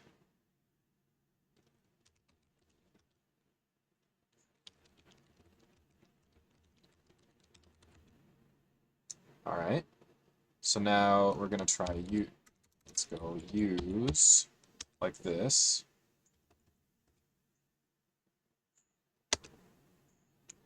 Okay, so now we're gonna have a function name, which I'll just call sample high. Okay. So now I'm gonna say var test equals, and then I'm gonna say function sample high.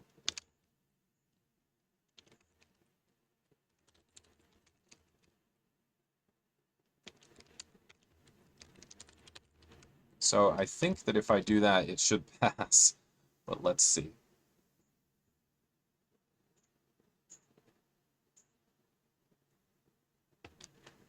So I'm gonna say test result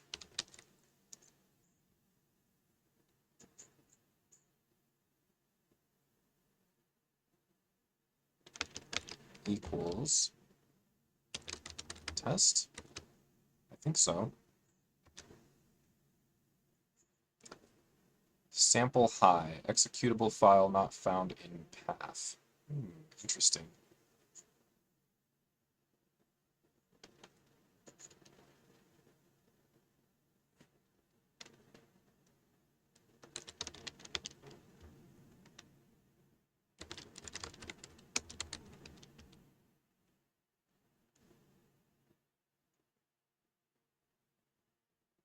Oh, there should be a dollar there.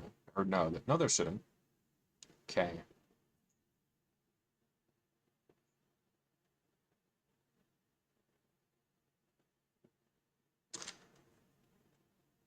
Sample high executable file not found in path, but it's supposed to be the function that I just defined.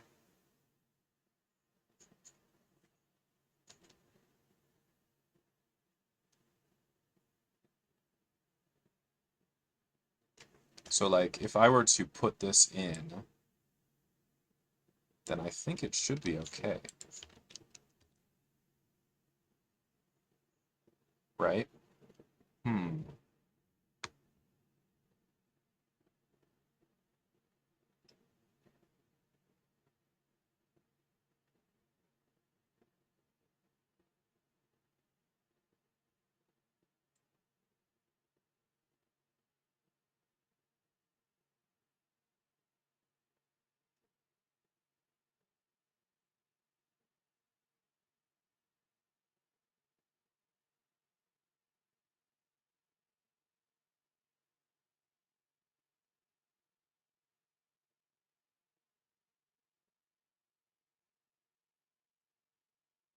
Times it. Okay, I'm going to take 2 minutes and look at it again with fresh eyes.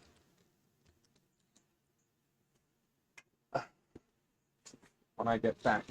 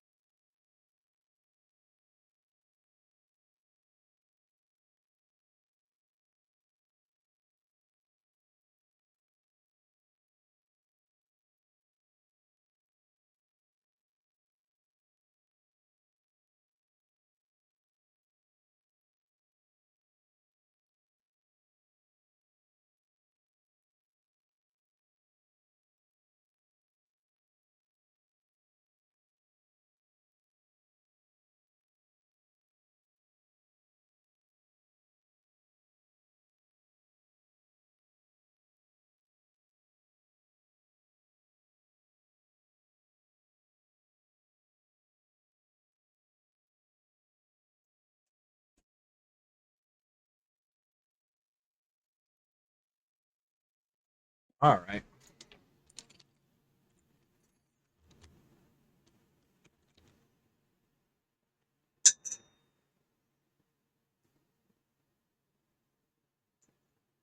So if we run it like that, it's okay. If we make it a function,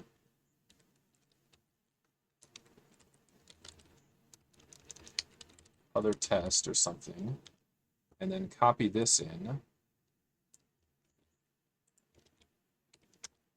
And then we say put other test. Oh, no. Put other test like this. Okay, so then that's fine.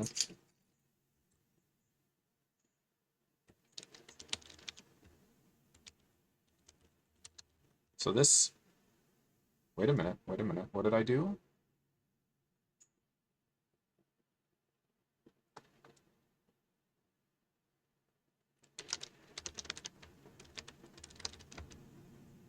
Oh, I changed it. Oh, well, that was dumb.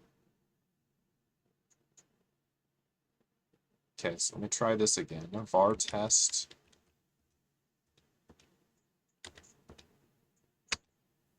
Okay.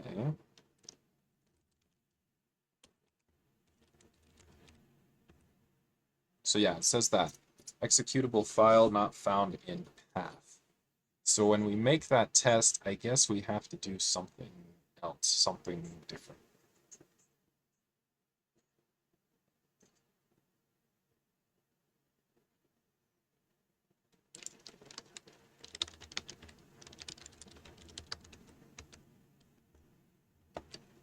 Okay, let me take another look in here. So there's something about the functions. Language specification. Functions. Where's functions?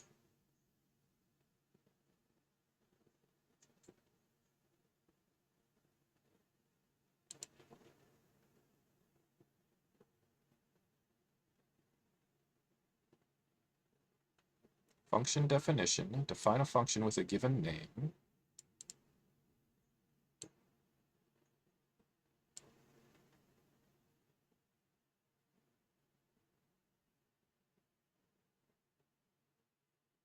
Oh.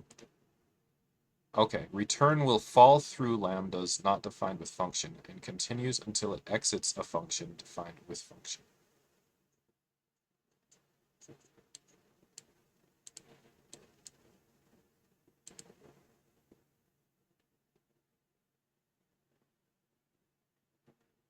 Huh, okay.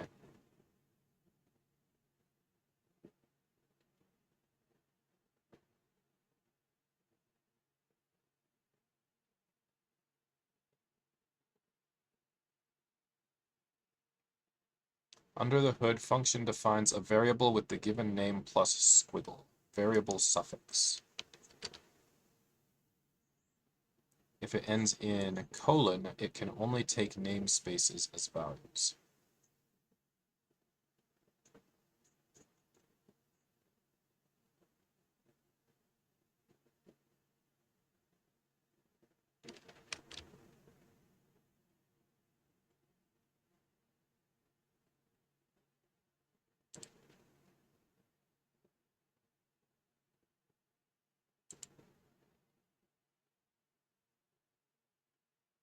So where did it show def? Let's see, control structures. Shoot.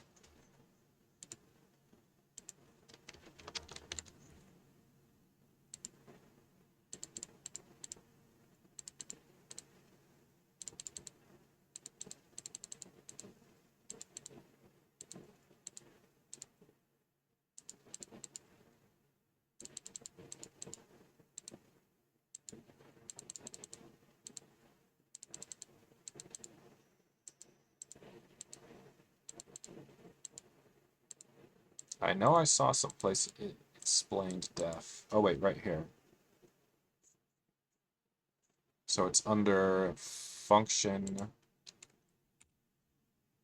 value types function. Okay, so that should have been where I looked. Okay, a function encapsulates a piece of code that can be executed in an ordinary command and takes its arguments and options. Functions are first-class values. They can be kept in variables used as arguments, output on the value channel, and embedded in other data structures. Elvish comes with a set of built-in functions, and Elvish code can also create user-defined functions. Unlike most programming languages, functions in Elvish do not have return values. Instead, they can output values which can be captured later.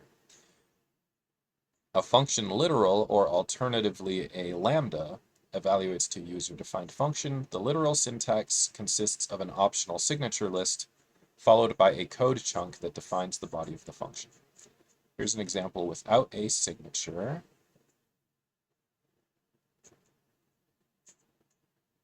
And here's the signature list.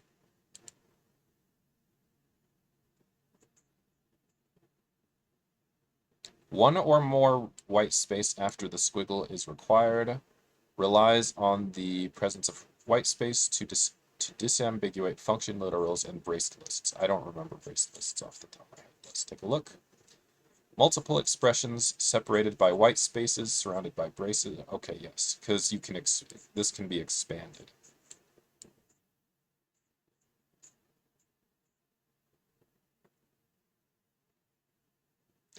It can also be used to affect the order of evaluation.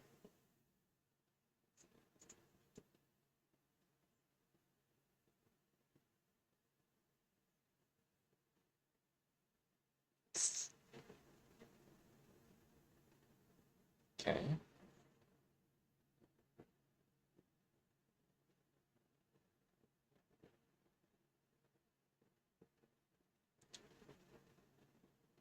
Yeah, a brace list is an expression, a syntactical construct, and not a separate data structure.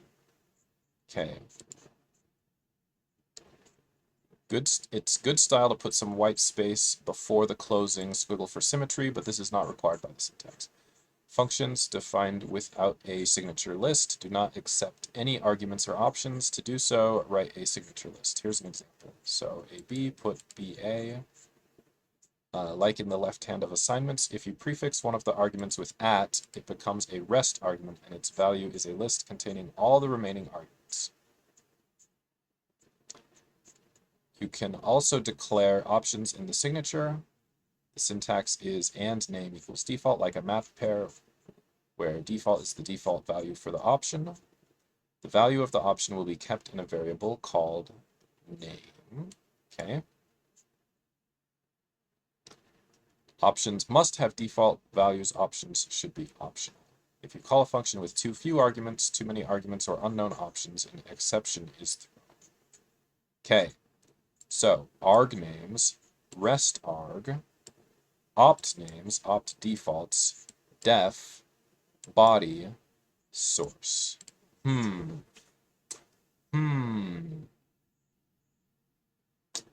So that doesn't really have something that's going to help me. I don't think.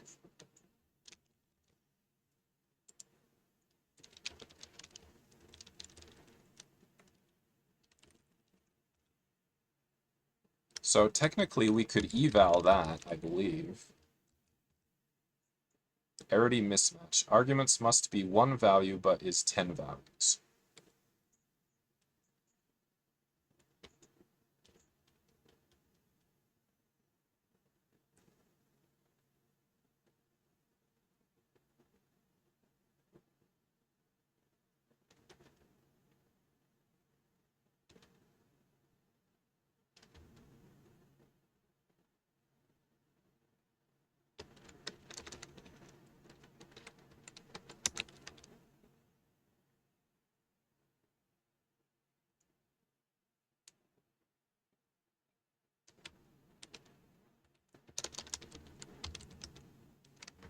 Then it said there was one for the source.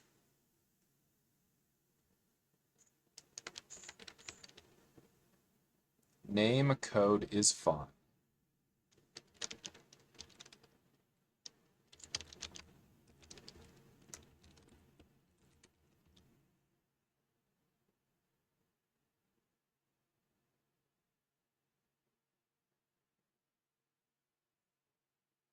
Name is eval3 apparently.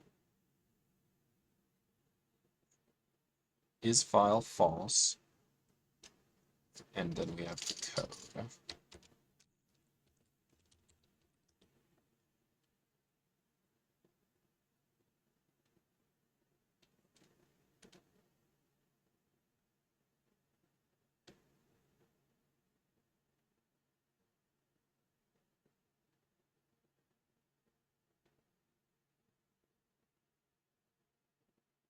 Okay, let me try starting again. Okay, so from the top, let's first define the function for sample high before anything else. Then let's use EPM upgrade. Okay, so now let's see here. Yeah, let's use this. And then we're going to elvish test make test.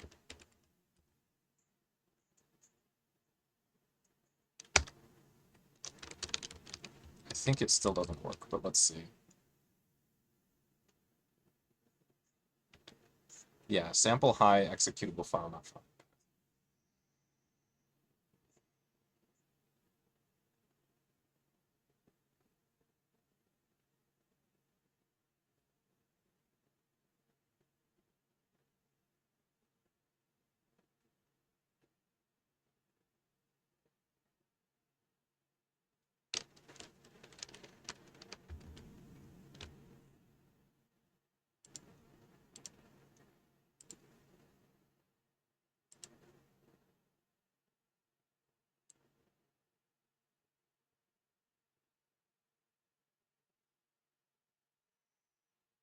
Okay, wait a minute.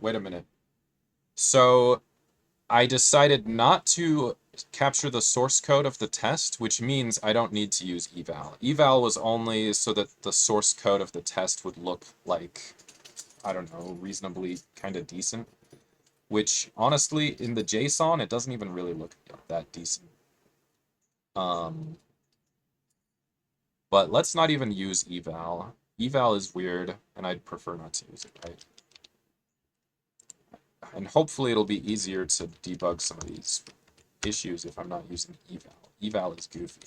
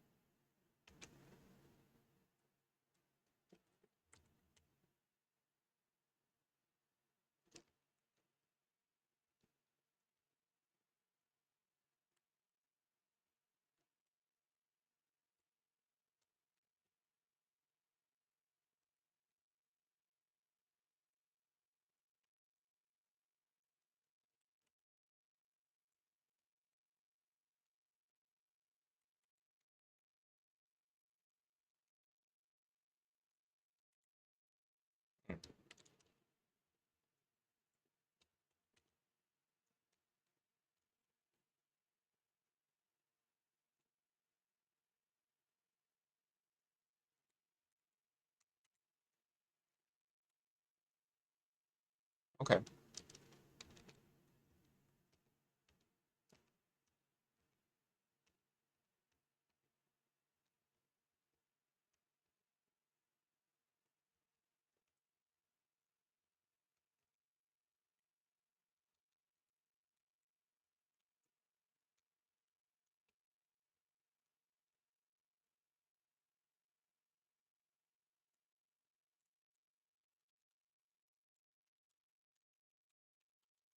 Okay, so this is the test function.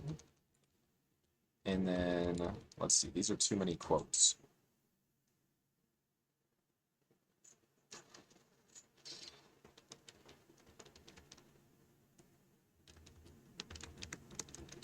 I think it should just be that.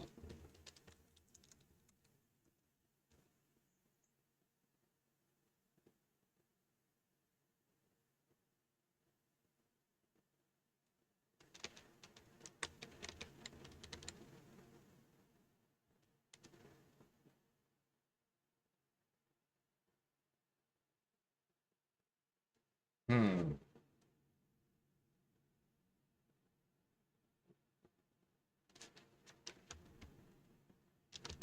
So let's not try passing in a function name. Let's pass in the actual function itself.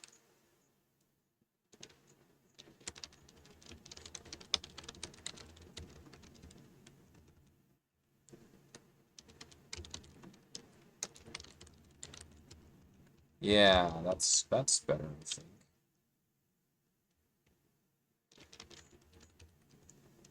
But then the other thing is this test input, it should be like 0 or more arguments to be passed to the function under test. So I think for that, I believe we have to explode.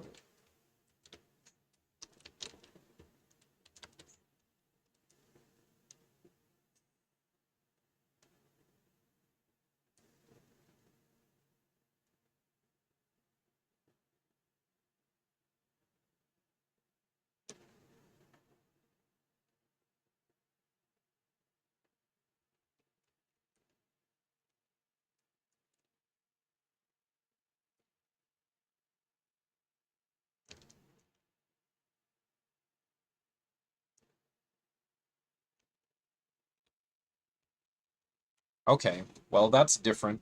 Let's try that out now.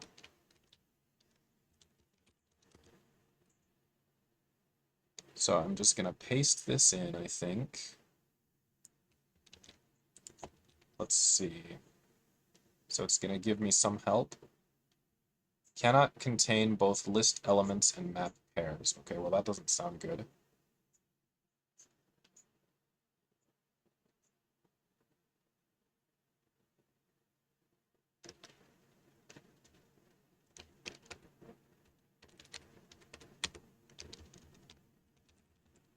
So here, test and expected equals $expected.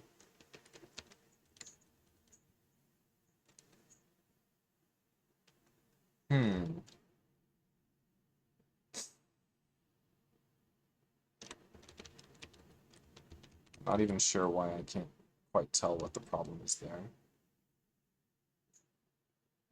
So expected is something that's supposed to be passed in. It says cannot contain both list elements and map pairs.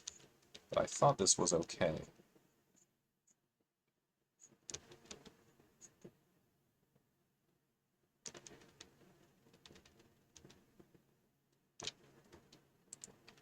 So if I say var test, or let's say var test name equals hi, and var expected equals hi, sure.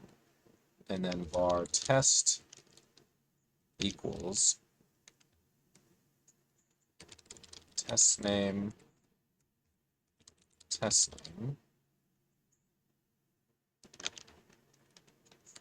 expected. So that test is fine. And now if we put test, oh shoot. Okay, so it's not a function, that's one. So put test. So yeah, expected, wait a minute. Expected high equals true? Oh, that's weird.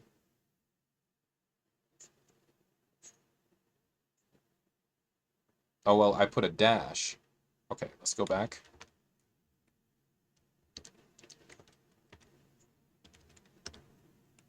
Okay, expected equals high, test name equals high. That seems fair. So I'm just gonna get rid of the new lines and see if those are somehow effing it up. Yes.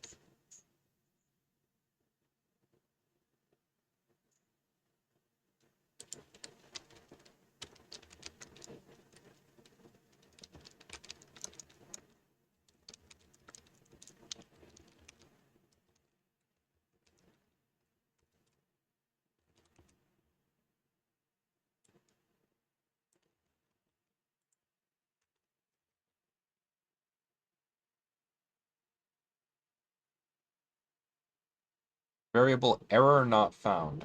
Oh, that's weird. Because I put catch error.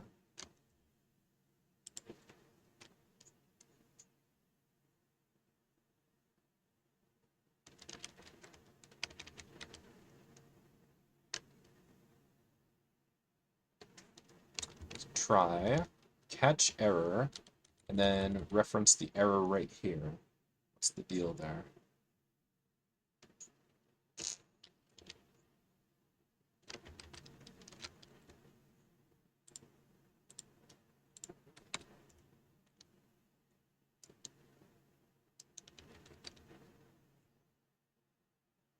So they did catch E, put $E reason. I'm just going to change it to E since they used E there. I don't think that's the problem, though.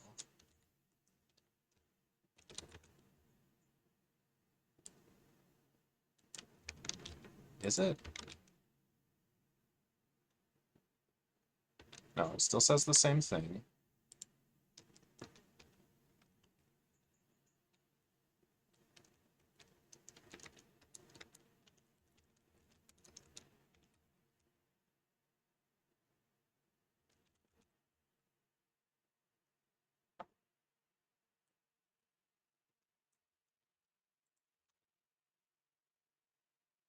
Huh.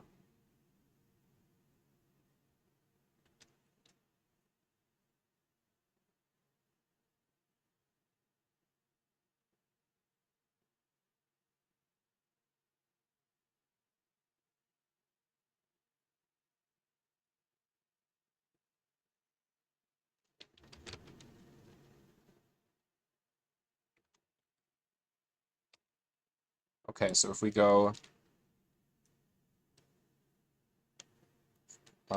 Alright, so what's test? So we've got something there. What is function under test? What is high? Okay, so I'm going to say function high, echo high. Okay, so that is, wait a minute. So this one has a squiggle at the end of it. Okay, so then,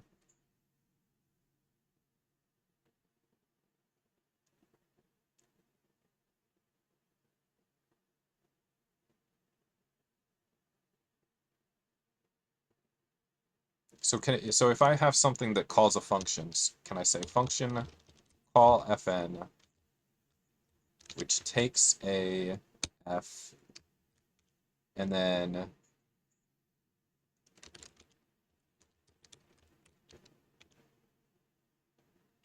do that. And then if I call function high, command must be callable. Okay. So I do have to put dollar and squiggle. Okay, that's fine, but that's something to keep in mind. Let's put a note in there.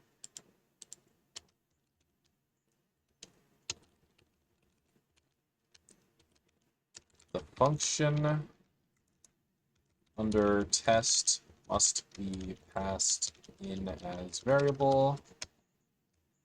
So if the function was defined with fn, it has to be passed in as dollar function name squiggle.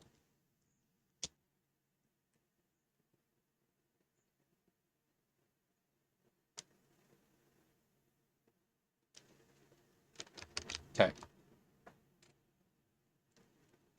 But that's not the problem with the catch thing. The catch thing is weird to me right now.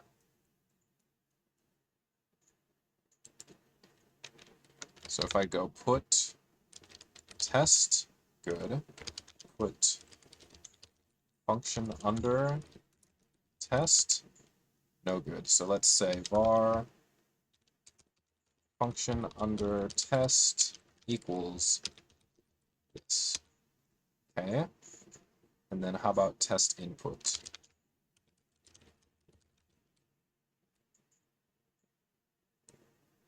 So let's say var test input. Okay, so now if I go try, put associate test actual function under test.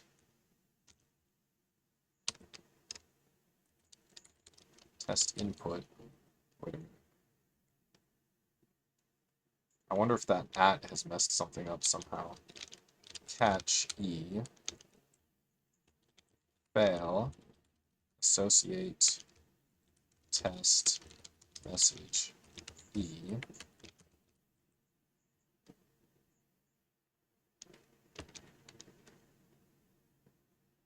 So then we get an exception. Yeah, that's totally as expected. So this one is fine once I put it on one line. But I'd rather have it on multiple lines, so maybe I just need to end lines like this.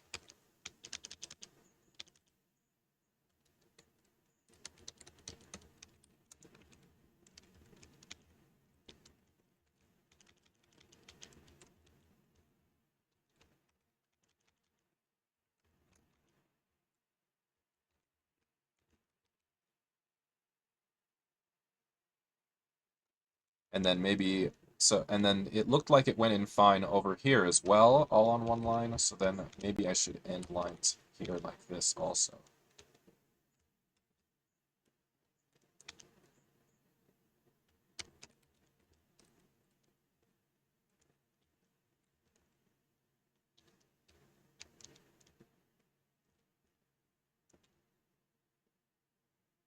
I don't know. Let's see if it's okay. Wait a minute. Wait a minute. I think I ignored a very obvious problem.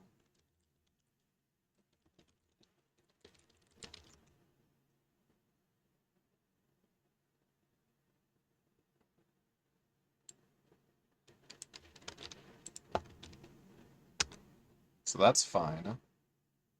All right. I don't think those were needed at all after all. I think I was crazy. Completely crazy.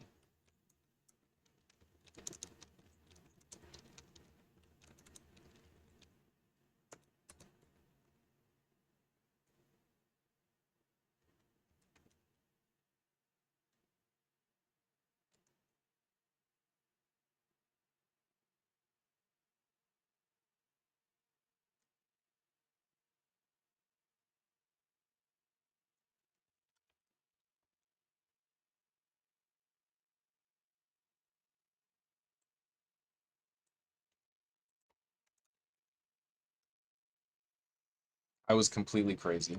All right.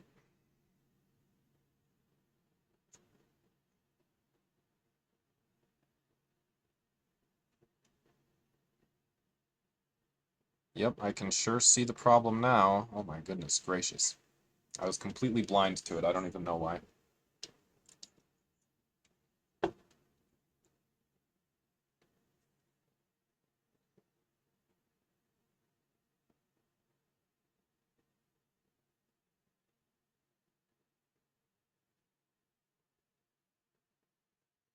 All right.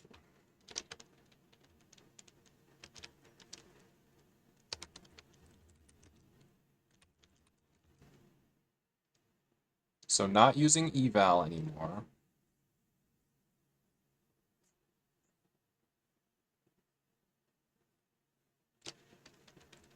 Those comments should probably be inside the function, not over the top of it.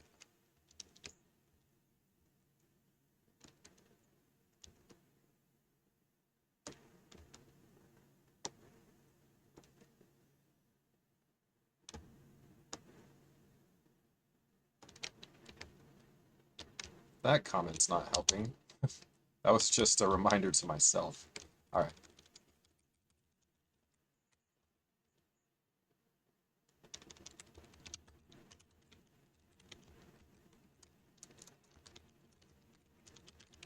Stop using eval in the make test function.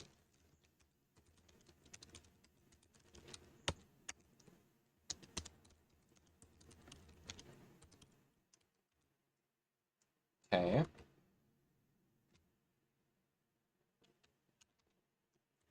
Okay, let's try again. So we're gonna use EPM upgrade. Okay.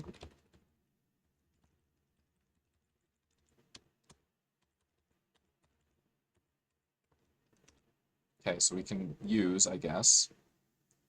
So now, can we go elvish test, make test. So can we look at the def for this? No.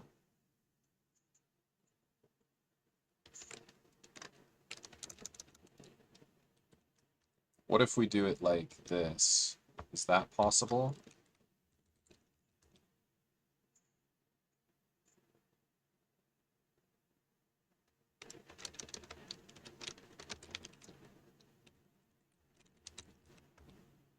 Ah, there we go. We can echo. Ah, okay, okay. Yeah.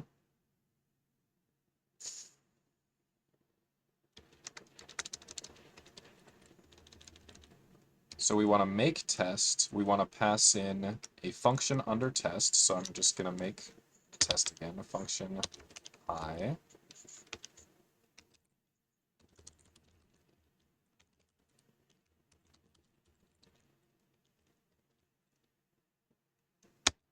Okay, so I'm going to try elvish test, make test. We're going to pass in I as the function under test. The test name, check I. The test input,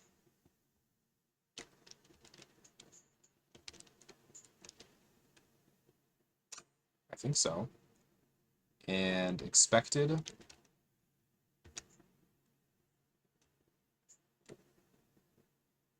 Okay.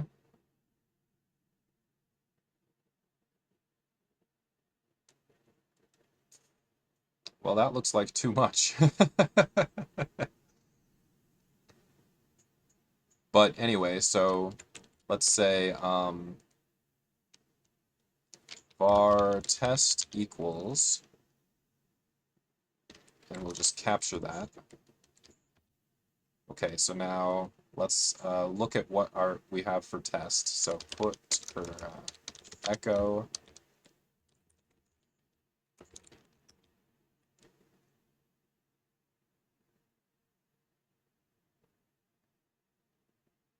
Hmm.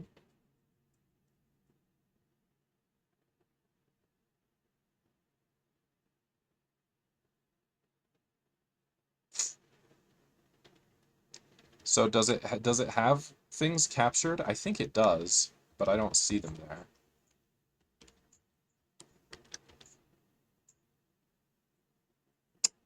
Yeah, that looks fine actually.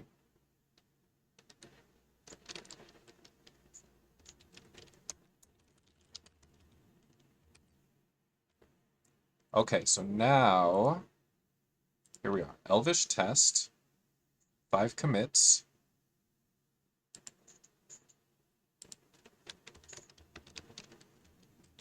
Then make a test by Elvish, or let's say then use the module by e.g. So we're going to use this.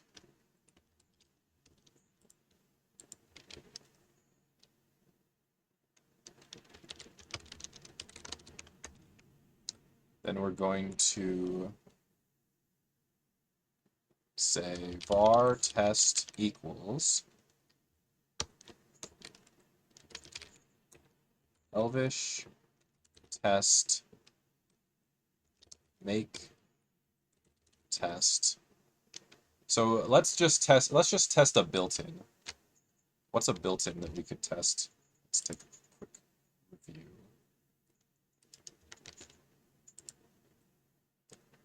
How about just plus? Let's just say plus.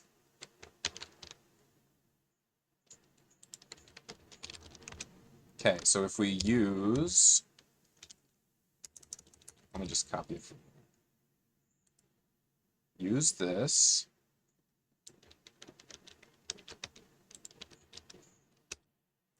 So then we're going to say test equals elvish test make test.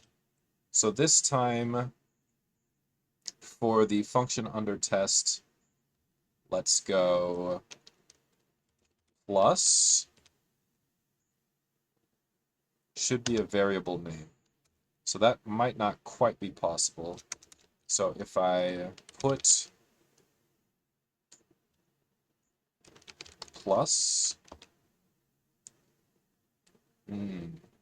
okay, so maybe let's just look at a different one. Not sure what the deal is with plus, but okay, built-in functions.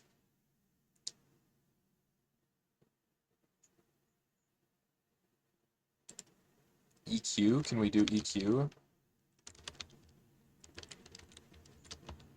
Yeah, so that's a built-in.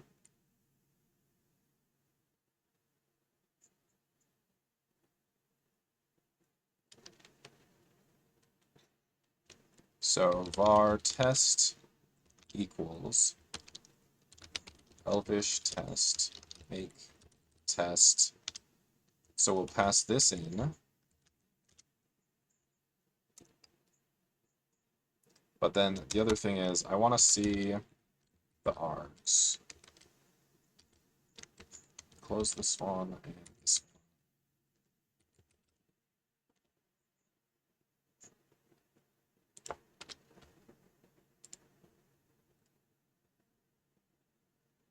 Arg names. Yeah, let's just see the arg names.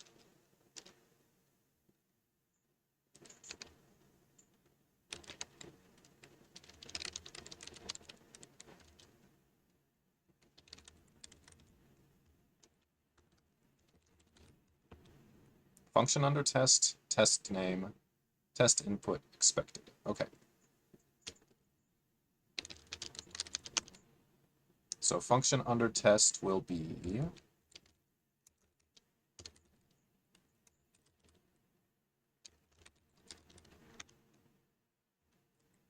equals.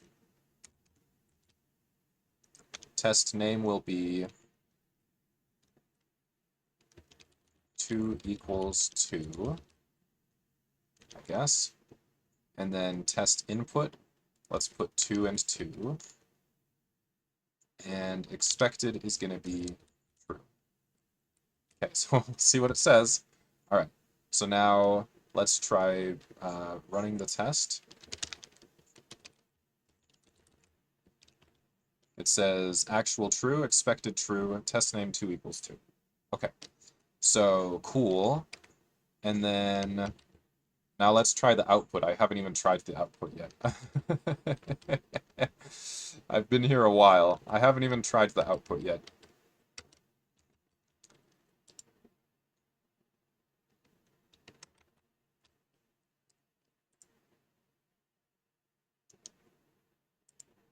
So for the output, we're supposed to be able to use this pretty print.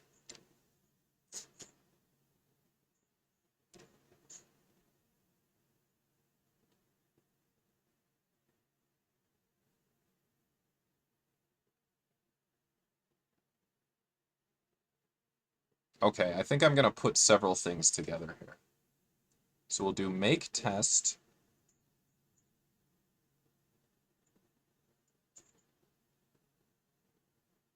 I'll take a small break, watch some Formula 1 qualifying, and I'll be back peeking later. Sorry for not chatting too much. Don't want to ruin your workflow too much.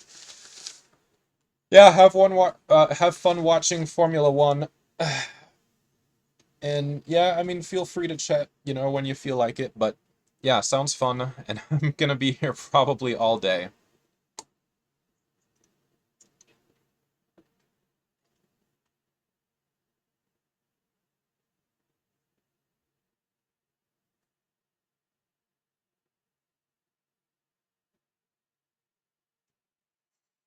Stay hydrated. Best of luck. Thanks, man. Thanks.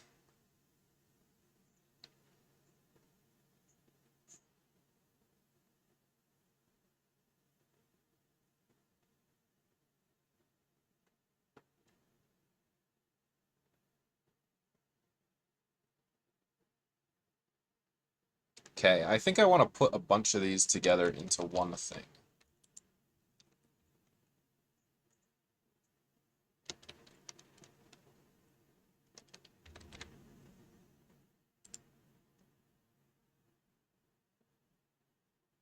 So I'm going to cancel these changes again.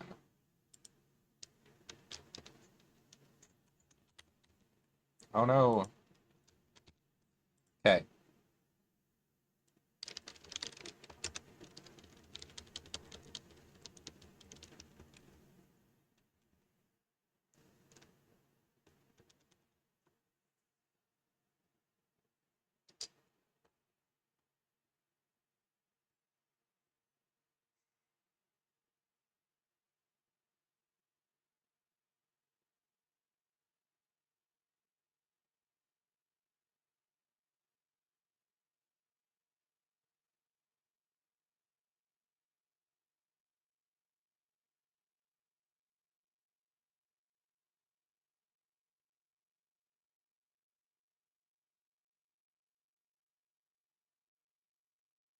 Okay, so I'm going to say function run.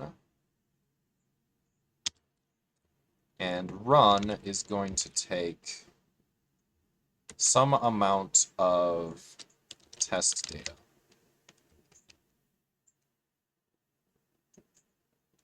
Okay. So I'm going to say for td test data. Does that make sense? Not really. Still doesn't really make sense. Okay, so let's say test data is just going to be a list of maps, probably.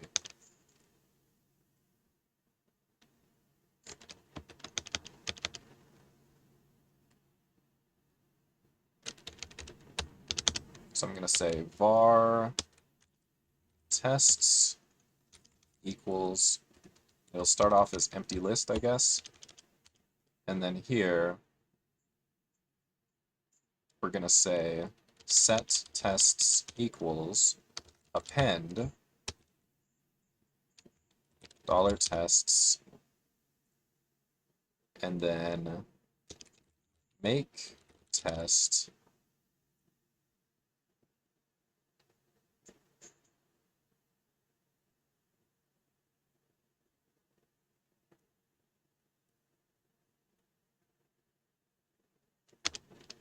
at td.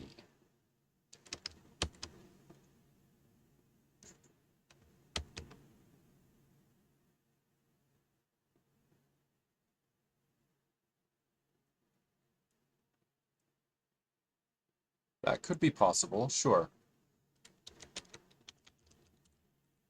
So then, once we've done that, we're gonna basically run the tests. So we're gonna say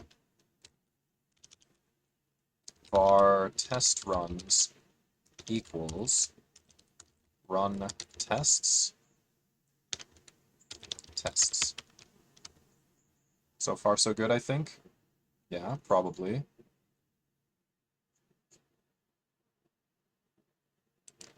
And then we're gonna say for test run in test runs.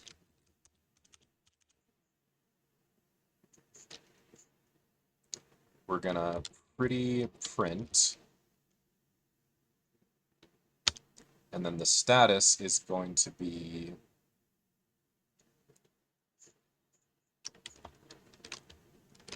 print status, no, get run status.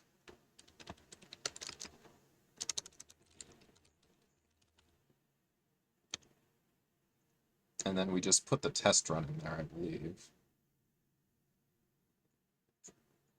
No. We put all of the test runs in there.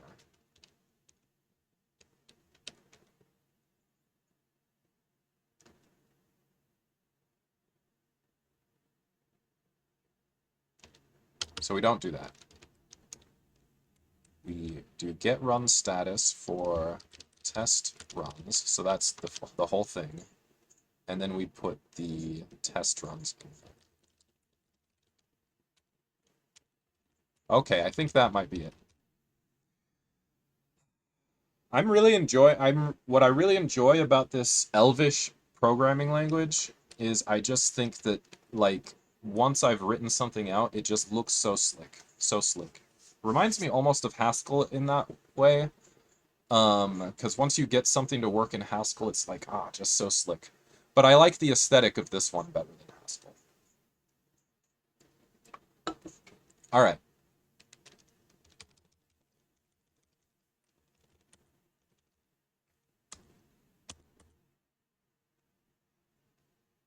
So, the question is, have I left anything out? So we're going to use pretty print.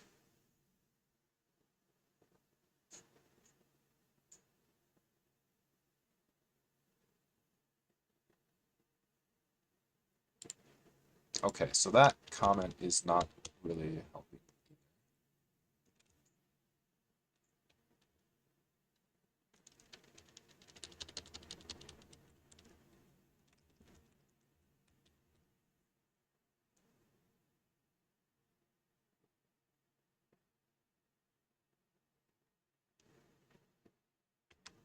Okay, so if I go into Elvish and I say use Elvish test, variable run the tests not found.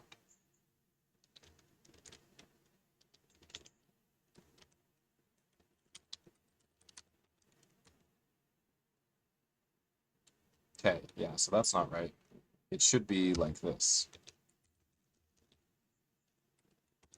Okay, that's more like it. That's more like it.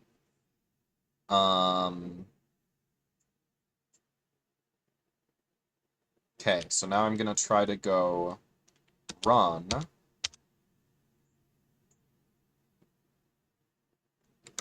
No, I'm gonna go Elvish test run. And then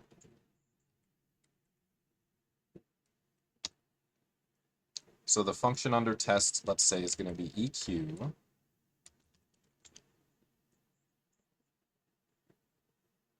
The test name will be 2 equals 2. All right, then the data will be 2 and 2. The expected will be true. And then the second test will be EQ again. 2 does not equal 4, sure. We'll put in 2 and 4. Expected is false. And that's it. So what's it say? Bad value. Command must be callable or string containing slash, but is something. So we go append. Oh, I wrote that completely wrong.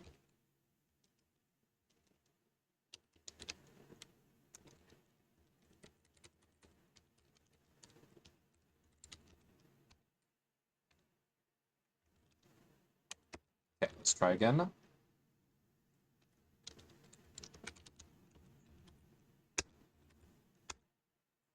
Arity mismatch. Arguments must be 4 values, but is 1 value.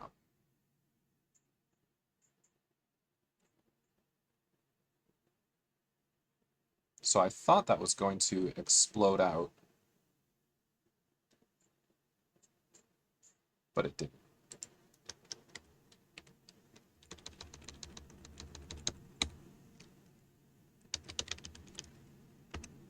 Okay, so if I do count $A, I see that there are 2.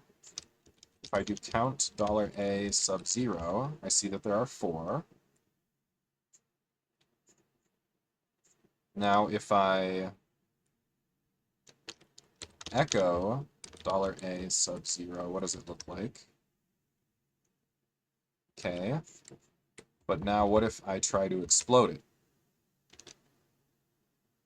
Okay. Wait a minute. Oh, that doesn't look right. Built-in EQ, built-in EQ. Huh.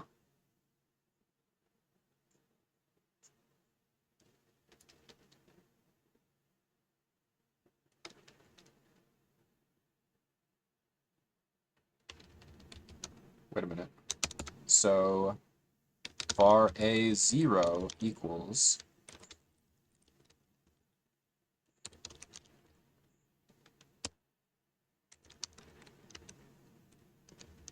okay, so I think the problem is just that I'm missing the dollar. Not the first time and not even close. Hopefully the last? Yeah, hopefully the last. Okay, Elvish. Use. Run. Right-hand side must be one value, but is 3 values. And where's that at?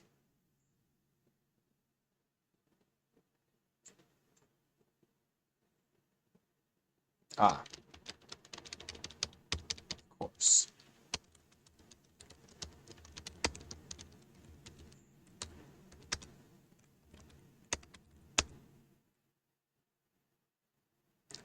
Run status. That's not right. But it's getting close. Get run status. Whoops.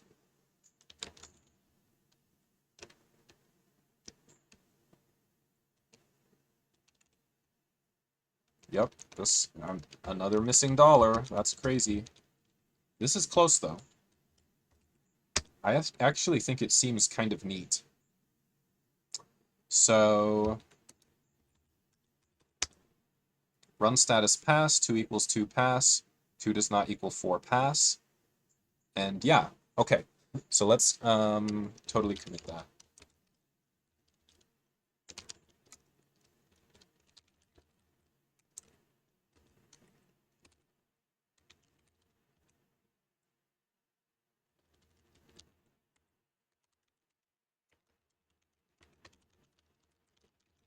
Add a run command to the module.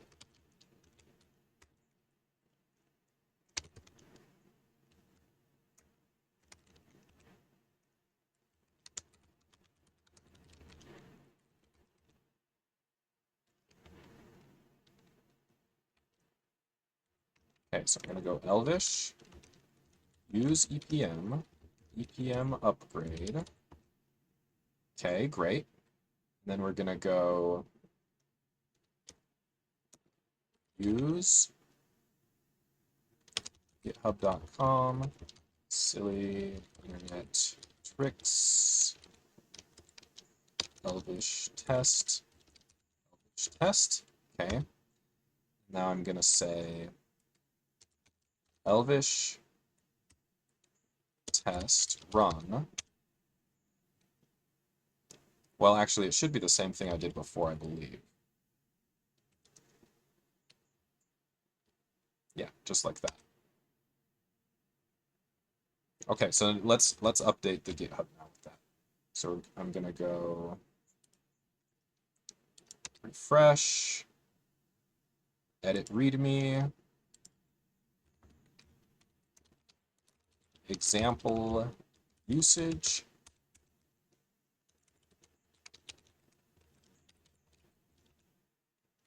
We're gonna go just copy whatever I just put in. So we did this.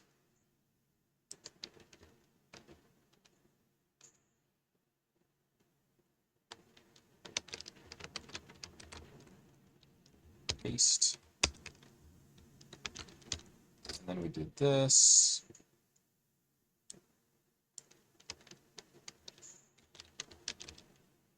Nope.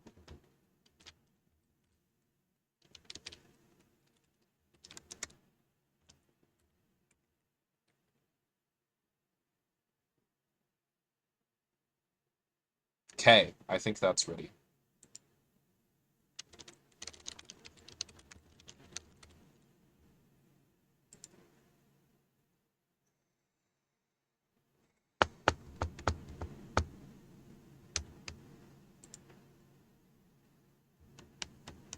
Yeah, that's neat. That's neat.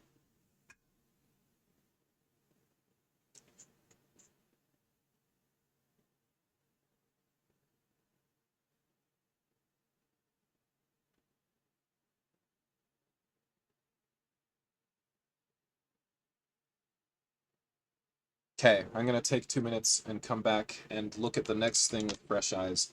First, let me think. So what is the next thing? So the next thing is that I'm going to basically go back to where I was before and start changing that Lua that I have in my test files to Elvish, which is going to use this.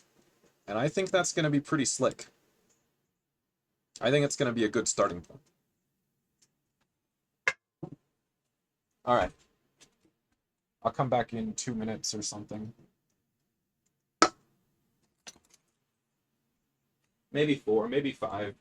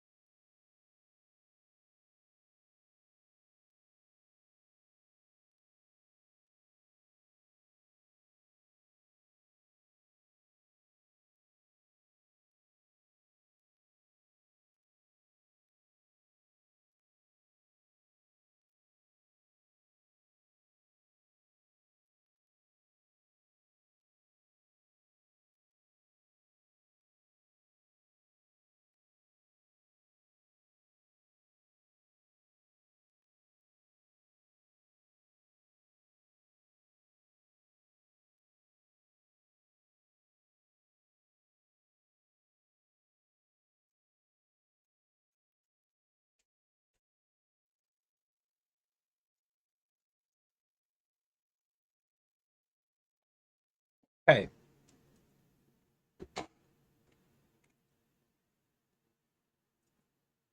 All right, let's go look at those Lua files.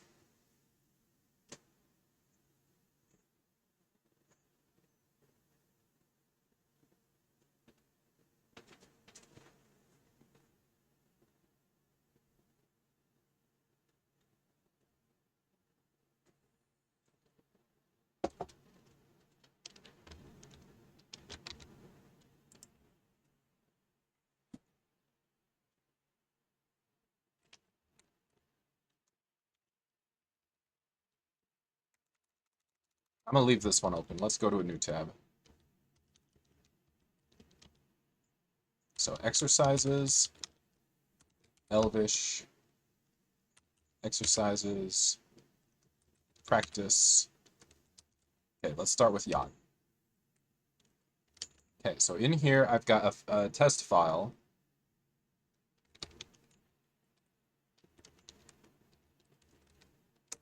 Yeah, let me come back out. So vim yacht. Okay, right here. So this is all Lua, so it's no good.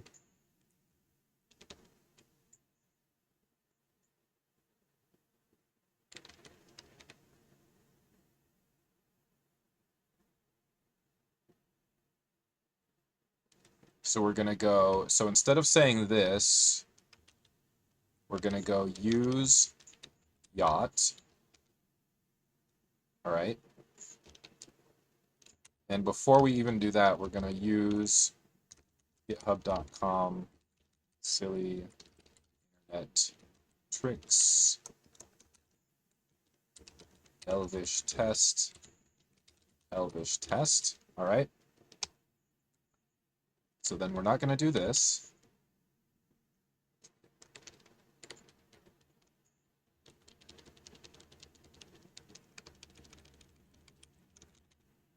Okay. So now we're gonna go elvish test run.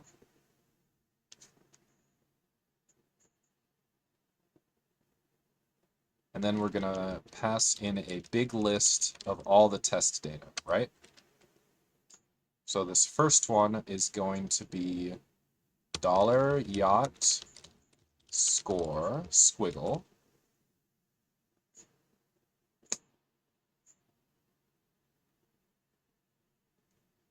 Then are we passing in an array? We are, right? Wait a minute. Assert r equal 3. Okay.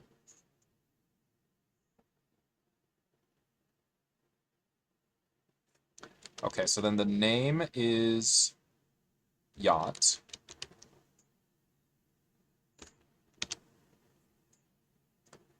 Then the test data are 55555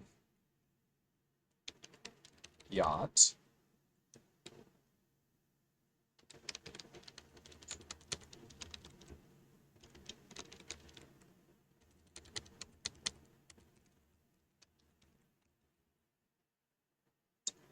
And then the expected result is 50.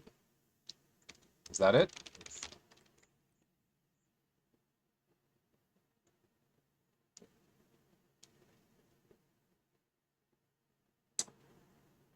Yeah, I think so.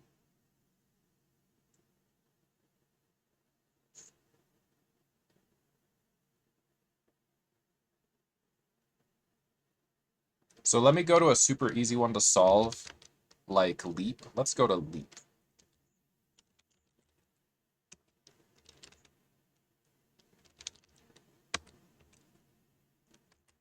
So here we're going to say use leap. We're going to use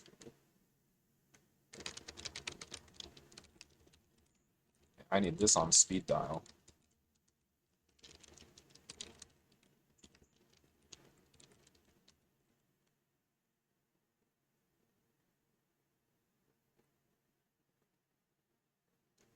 Yeah, I guess I need to stick that on the front of every file, huh?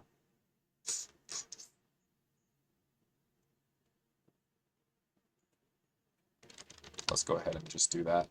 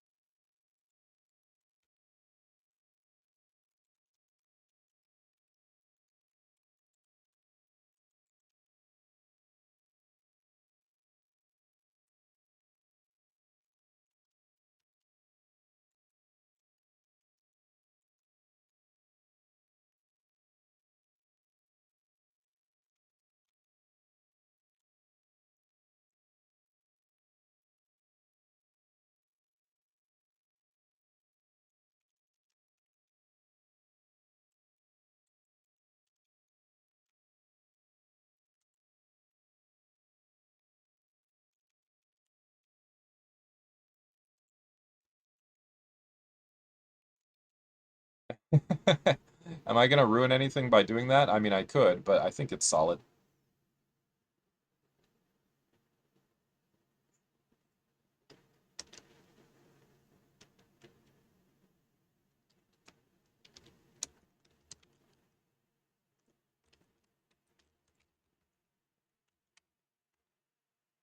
Yep, there it is. All right, if it's good on that one, I figure it's probably good on most. So, yeah, that's good. All right, then. Okay, so let's go back into Leap. Okay, so I added a redundant one there, but whatever, it's all right. So we won't do this. Okay, so now now this is going to be the interesting trick, because we're going to try to use some grep skills eventually to sort of make all these changes. We'll see how it goes. But we're going to go elvish test run. Okay, so the first one, so the function is going to be leap year, I guess, right?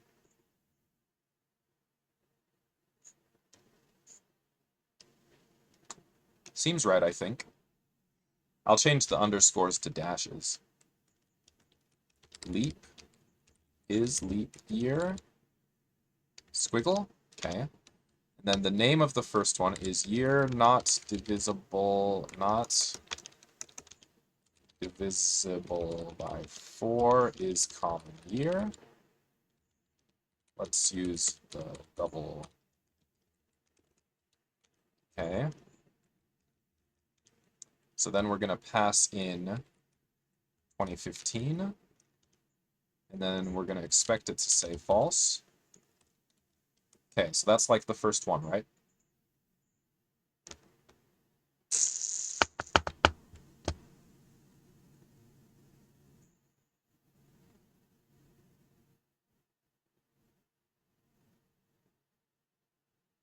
I mean, yeah, pretty simple.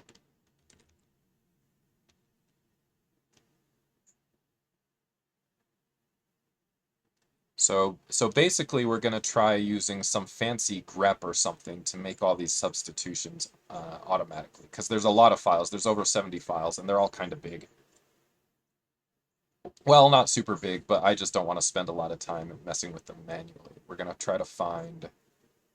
I might do it in VS Code. I'm still, like, I haven't used VS Code much within the past year plus, but I think I'm still a little bit more comfortable using the regex replace in VS Code. Kind of crazy. Let me take a look.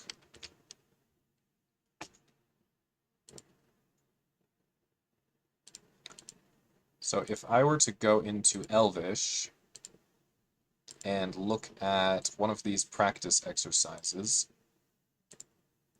okay, so this looks okay so far.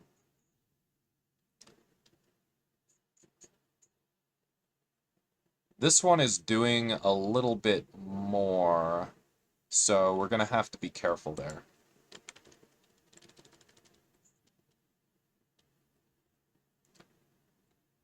So not all of them are going to be as dead simple as some of the ones that I've been looking at so far, so let's keep that in mind.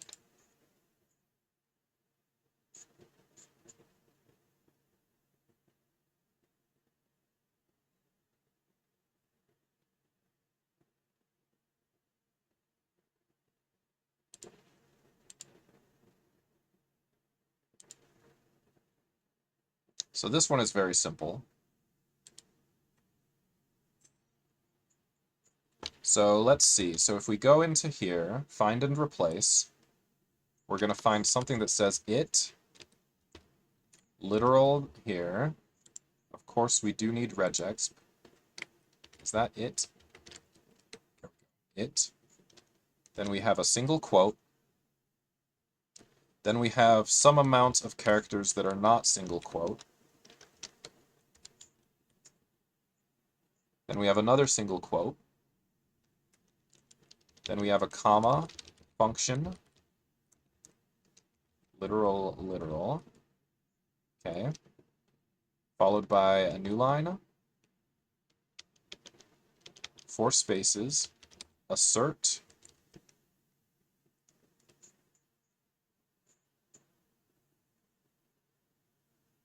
yeah, this test runner is going to have to get a little bit more robust, isn't it? More than a little bit more robust. We'll get there. So if it's r equal,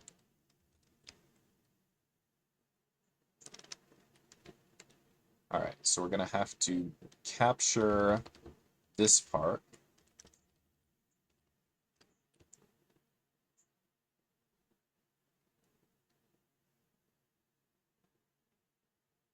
And then we're going to have to capture that number. So that could be 1 or more digits. That gets captured. Then comma, conjecture, literal. Okay, so then we have 1 or more digits again.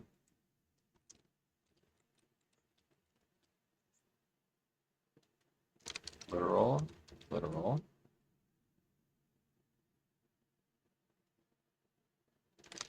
New line, space, space, end. Literal. Okay, so wherever we have those, we're going to replace with this.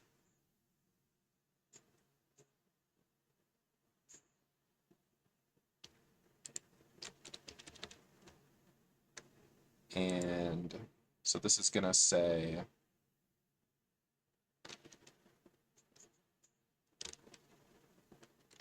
collat's conjecture, I guess. And that's going to be dollar, and this is going to be squiggle. Okay. Then here we're going to have $1. And then here we're going to have $3. And then here we're going to have $2. And that's it.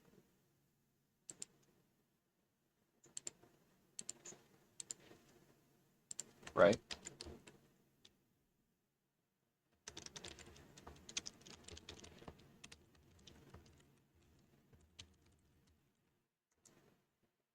So we're not going to do that. And then here we are going to Elvish test run.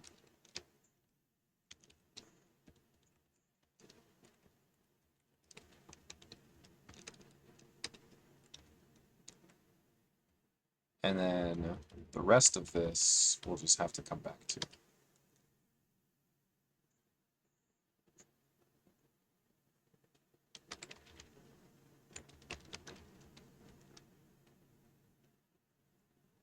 PowerShell extension?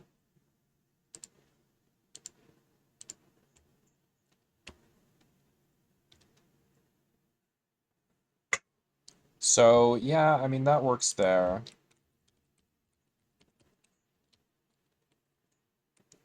So, let's look at another one.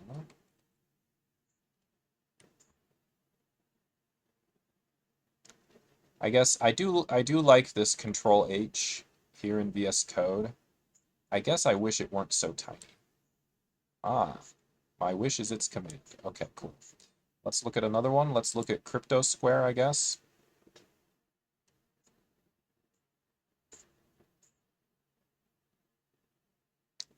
So now we're going to find something pretty similar. Assert R equal is still there. It's not a digit this time.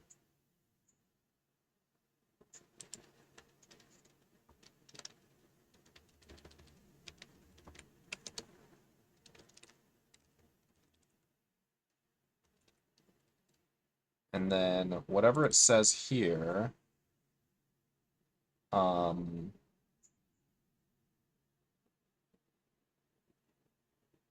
I guess we're going to want to capture, right?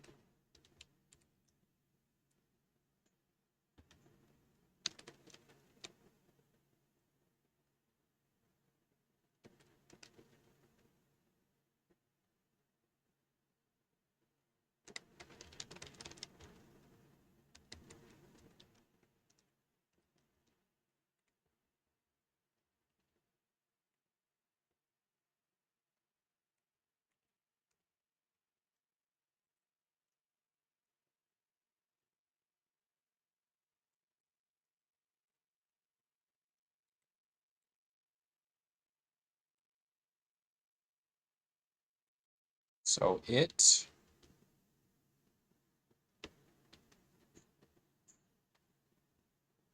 function assert R equal.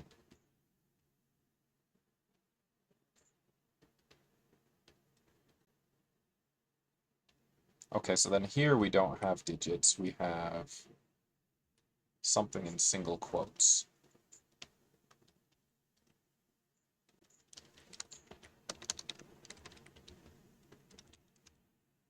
Right? Okay.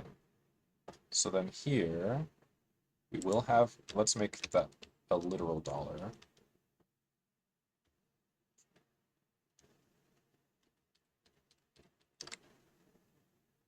Okay, so first capture group is the same.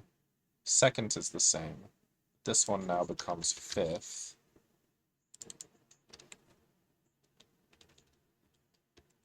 This one is 3.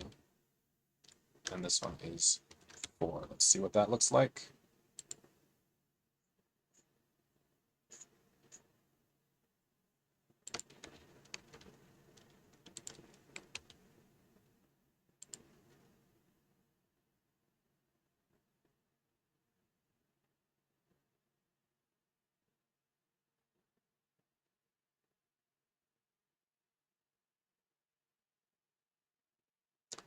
Yeah, that is right. Let me put them in quotes, though.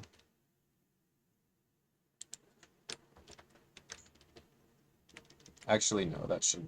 Well, sure. Okay, so now what does that look like?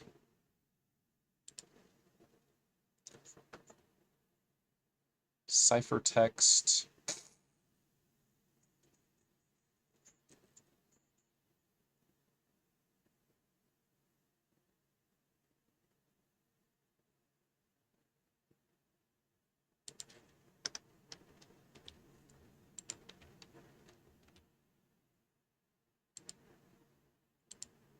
Crypto square, ciphertext, lowercase, a. Yeah, that's right. And this one, remove spaces, remove punctuation.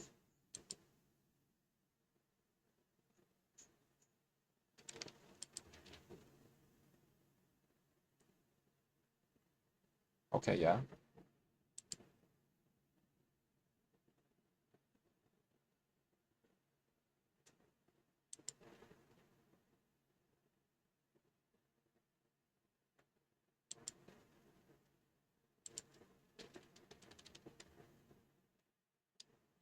All right, so then what about this one?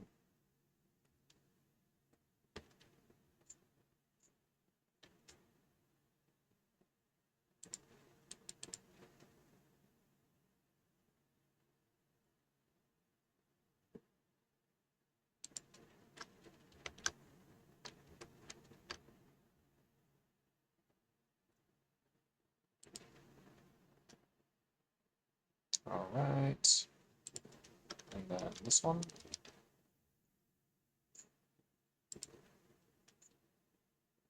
Okay.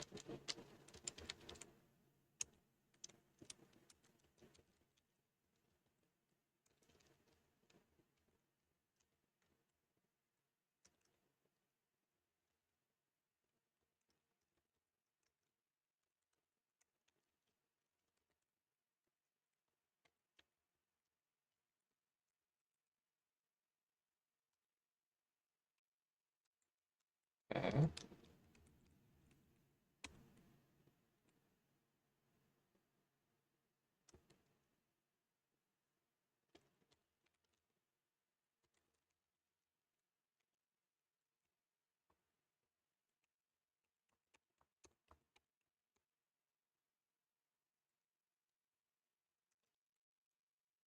All right.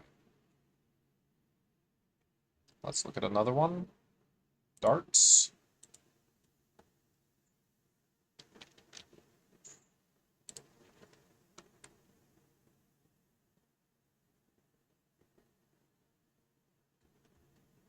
Okay, so let's make both of these optional. And then let's say this cannot be a comma either. And then here, this is optional. This is optional.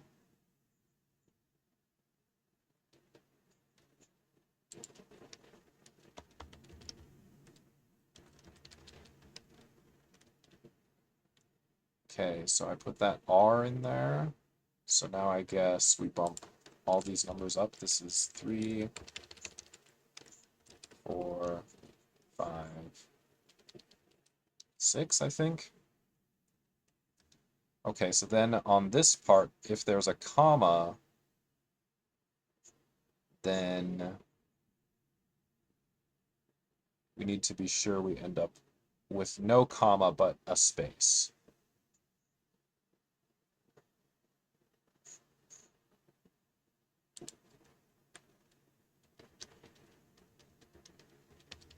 Okay, so let's see what it looks like when we replace like that. No, quotes here as well. Darts score, missed target.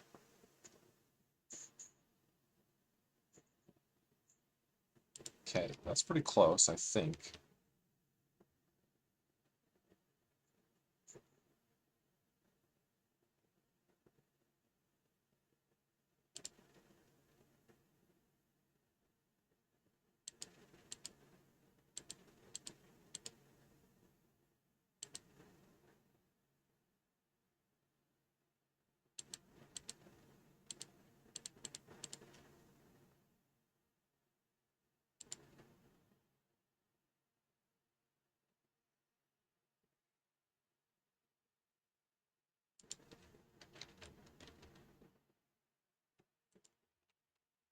And the way they do the history here, I find quite convenient. There's something pretty similar in Vim, but I'm still, to this day, I'm more comfortable doing it here. It's crazy. All right, so darts, let's make darts.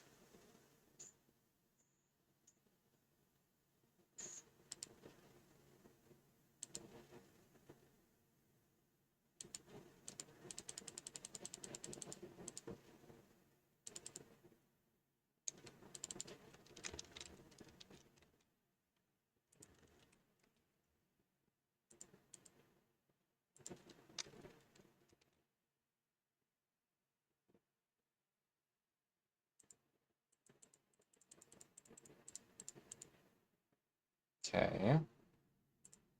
Then this part we're gonna say use darts.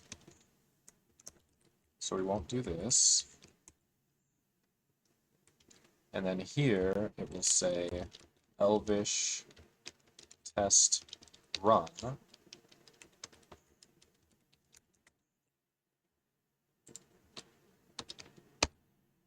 So that one should actually be ready. So I think this would be a good time to actually try this one out if I really think it should be ready. Oh wait, there's still commas in here. Let me get rid of those.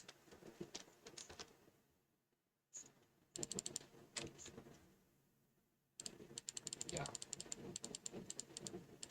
Okay. I believe this one should be ready. So let's give it a try.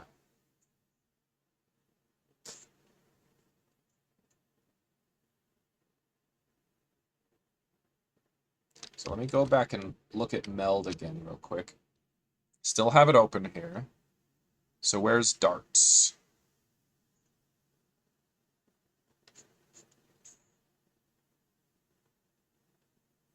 So here's darts. So the thing is, in the meta, we do an example solution.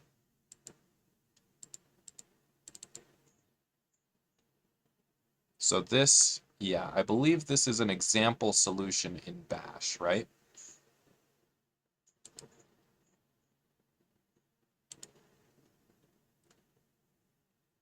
So we're going to create an example solution and a stub. Let me make some notes real quick.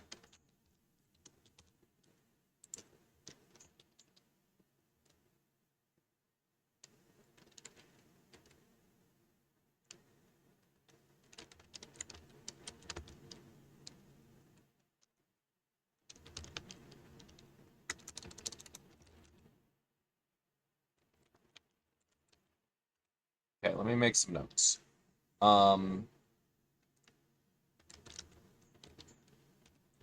Each individual exercise will require all of the following. 1. Let's make this an MD.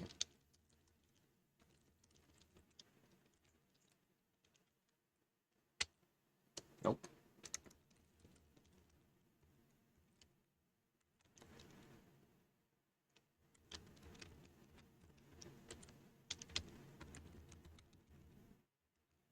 One.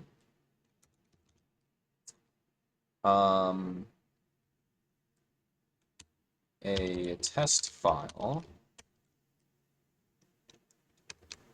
So that's called slug.test.pl.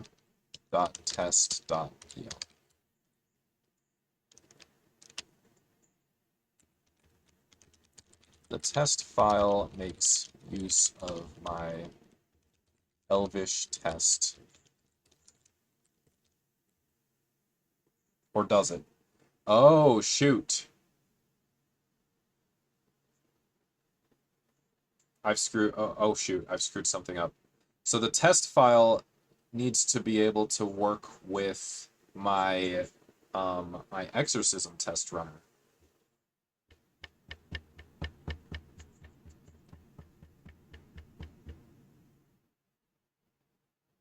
Okay.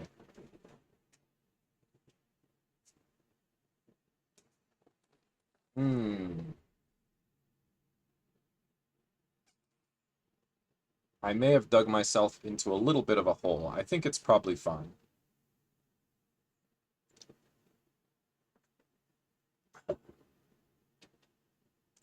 So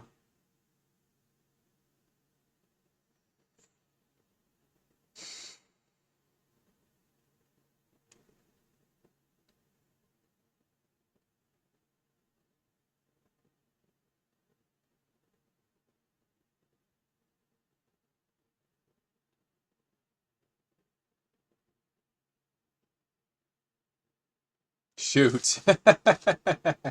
So I think we want to do a list of tests like what I have in there. So let's look at it again in here.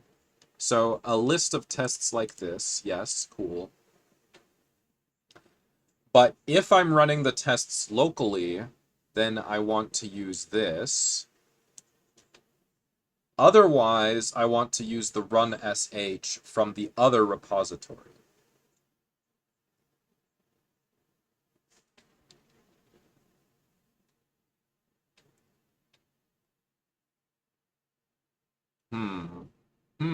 Interesting.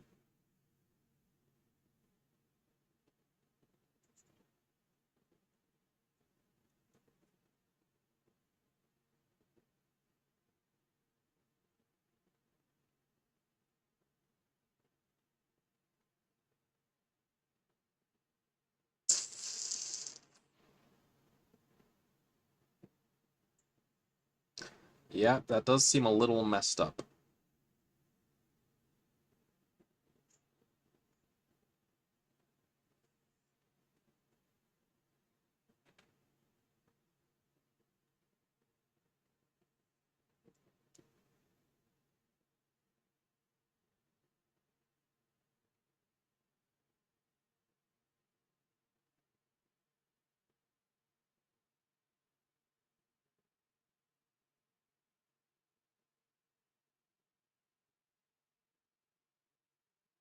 All right. So let's see. So can we put a runner, let me look in the meld again. So can we put a runner file in here? I mean, we can. Let me just review. So for example, this bats extra bash. This is a big file. And this is a helper. Right. So this is the source code for bats support and bats assert concatenated. Comments have been removed to save space. See the Git repos for full source code.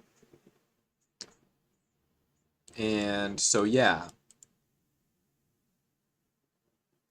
So this is included in each exercise, right? They've copied it to each exercise, and this is for convenience when running them locally. So we can do something very similar. I don't know if they have anything like that. So like here this busted file, this is something similar. It's much smaller, much smaller. There's hardly anything in there. But that is something that I think is, I believe that's intended to help you when running the test locally. I don't think they have anything like that here for PowerShell. But if we were to look at maybe like the TCL, I would not be at all surprised if they have something like that. Or if not in the TCL, maybe in one. So if we look in the TCL, the WASM's got to have some. So exercises, practice. So let's just look at one of these. So there's a test, and look, test helpers TCL, right? Not huge, but there is something like that. And so I think this exact thing is copied into every single exercise, which, you know, it's just kind of how it's set up. Could there be a different or better way to set it up? Perhaps, I don't know. But that's just the way it's set up. And then in WASM, if we look at one of these, like, I don't know. So for WASM, we have a spec.js file.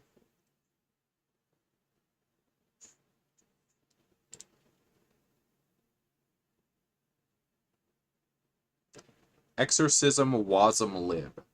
That is a better way to do it. Okay, I was just saying, could there be or should there be a better way to do it? Perhaps. That is a better way to do it. So they just included that in the package JSON, I think. Let me see. Yeah, right here. Exorcism WASM lib as a dependency. So that does make more sense. That's nice. So for myself, I don't, oh gosh.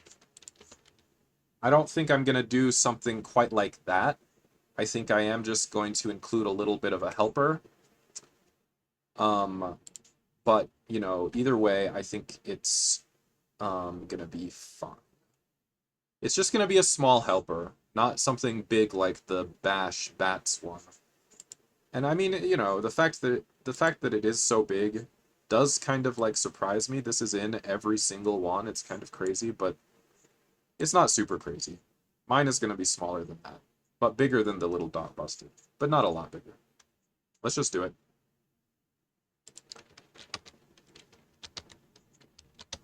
Okay. So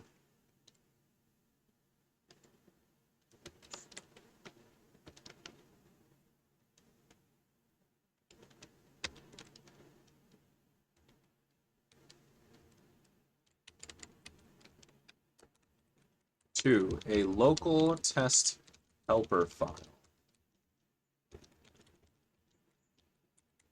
which, okay, so we'll do something like that. Okay, so what are the other required elements? Instructions MD copied straight over from bash. Let's also make note, this is in meta. That is where it is, right? I don't know. No, that's in docs.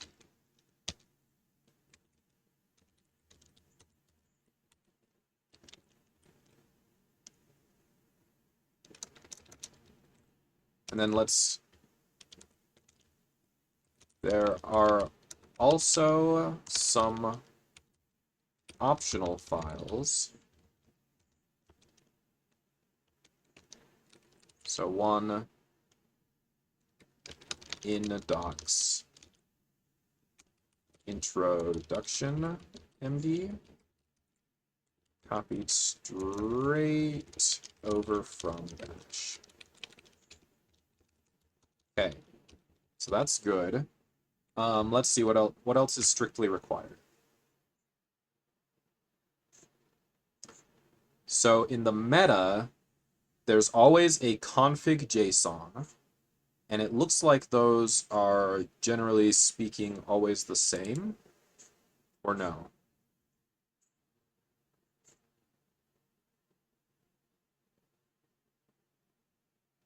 So they're not the same.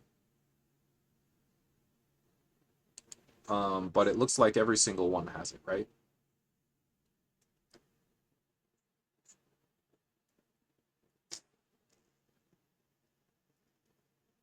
Okay.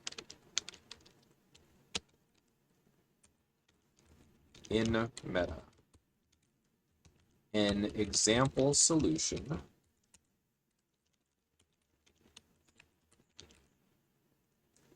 config JSON, and then the toml is called tests toml. Okay, so then what does that look like? I don't totally love this illustration. This one's 30 minutes. I might have to take this one off the playlist. I mean, it's cool, but for less than 10 minutes. Less than 10 minutes on the cat, I would think. All right.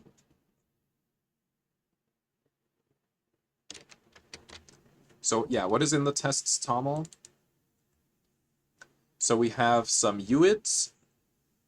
The UIDs, interestingly enough, do actually appear to always match each other. Oh, that one, and it's auto-generated. So we need to use configlet to generate. Right? Well, interesting. So this one tells us to use configlet, but the other two do not. So good that it has the hint about configlet, but I would think they should all have it. But okay, whatever. So regenerating this file via configlet sync will recreate every description key value pair, recreate every reimplements key value pair where they exist. I don't see any of them. Remove any include equals true key value pair and omitted include key implies inclusion. Okay, sure. Preserve any other key value. So we generate this file using configlet. Generated using config it. Okay. So then what about this one? Config JSON.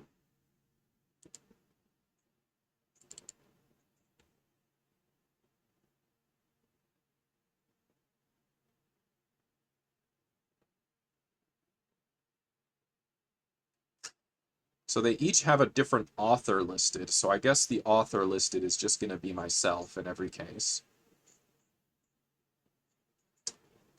Solution test example. So solution test example, I guess, always have to be included.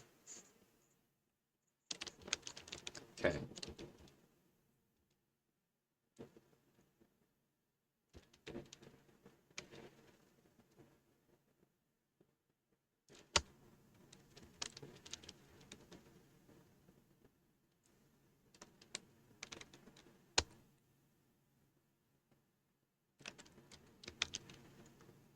All right, what's the next thing that we need? A solution stub file. Okay. That might be about it. Let's see. So solutions, no, this is in meta. So meta just needs those 3 files. Docs just needs the instructions. And then we just need these 2 different files, the test file and the stub file. And then I am additionally going to include a helper because I don't know how to get by without it. Ha! Ha ha ha! All right. So that's it.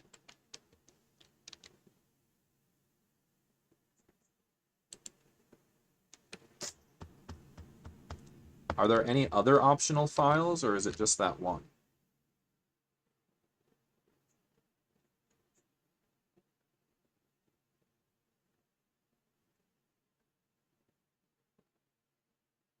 For dominoes, they have a spec generator Lua. That's a little different. What is that one, actually? Render dominoes. Okay, not super sure.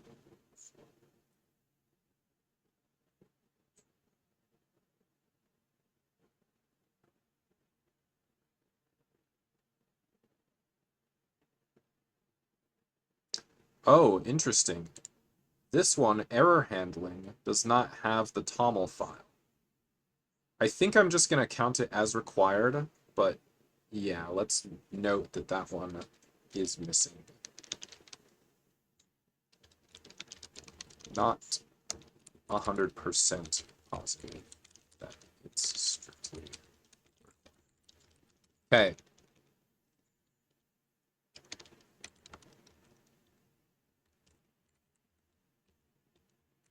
Optional file. All right, so those are my notes. So we're getting there. We're moving along. I've been wondering to myself how long it's going to take me to create the example solutions. That's probably going to be like a big process for me. We'll see. We'll see. Anyway, so let's go into darts and create all of the required files. So all I've got right now is the test file. And it's not done. We need a test helper file.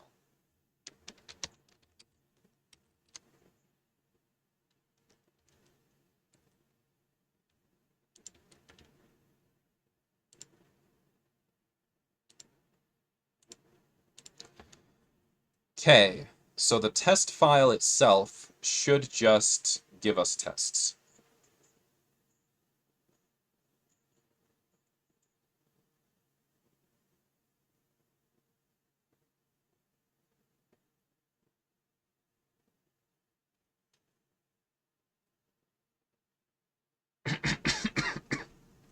So we do want to use darts.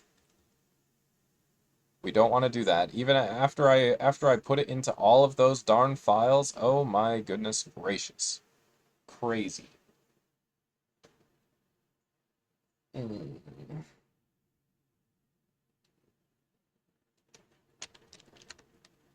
right, well, let's undo that, I guess.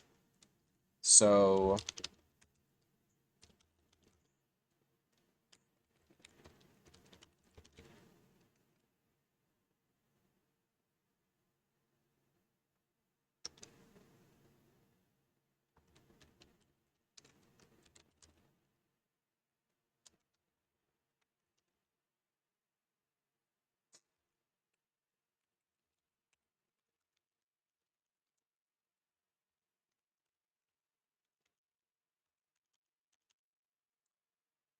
So I guess we're going to take whatever file it is,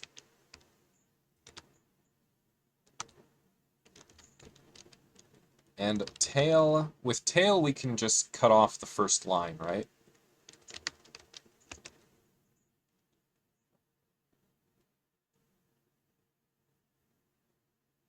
So if I have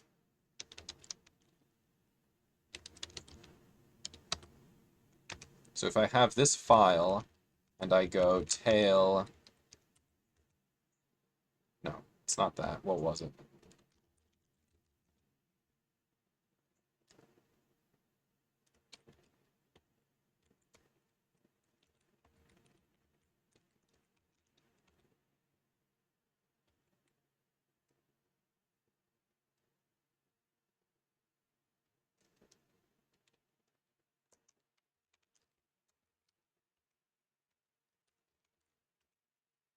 -n.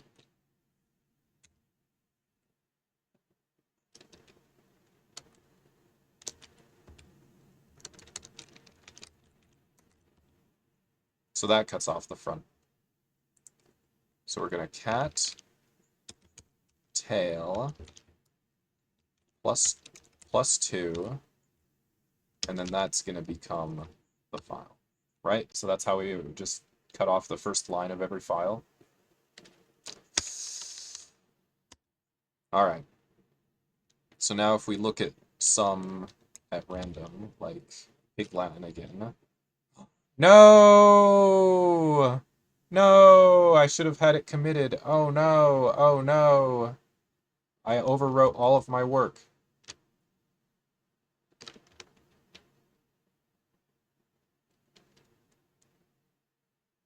Dum dum dum. Let's remember to commit. You know, I had gotten complacent. Let's see. So why was that not possible? I think I just didn't do what it was supposed to be.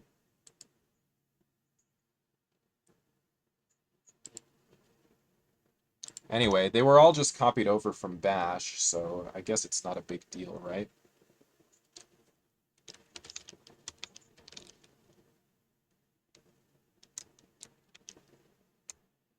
Let me find it in my ZSH history.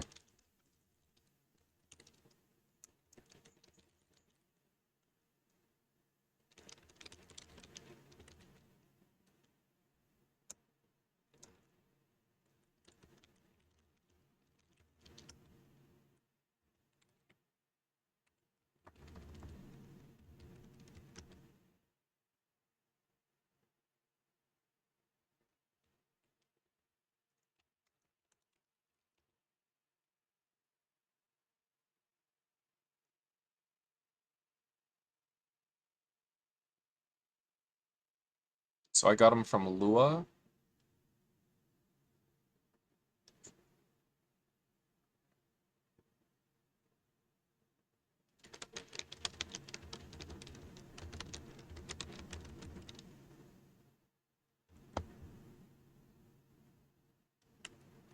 No, let's not do that.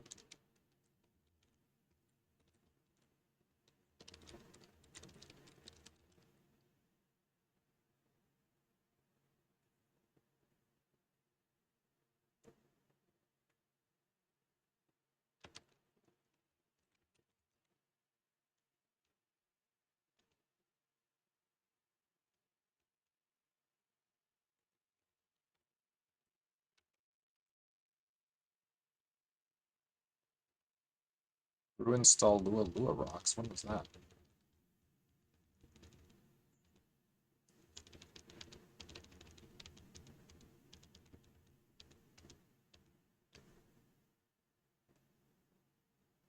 Yeah, here it is. I think.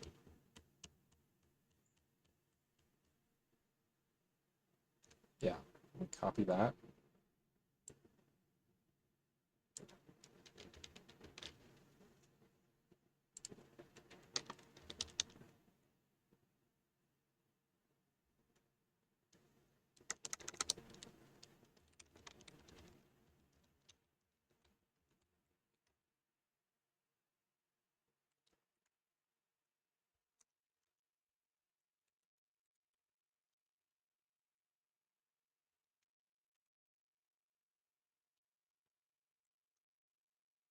So it's going to be for E in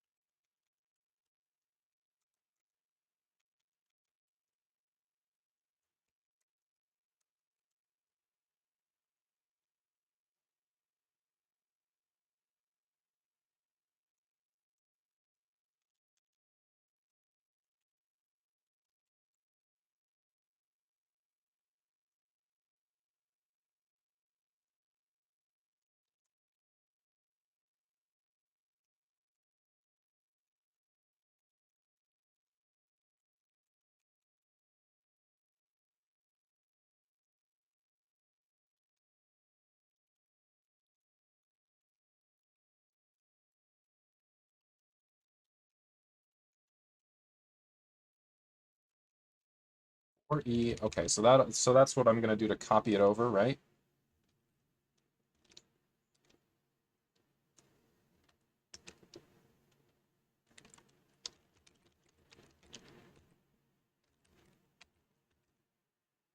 That looks like a big X. What the heck? Did I do that on purpose?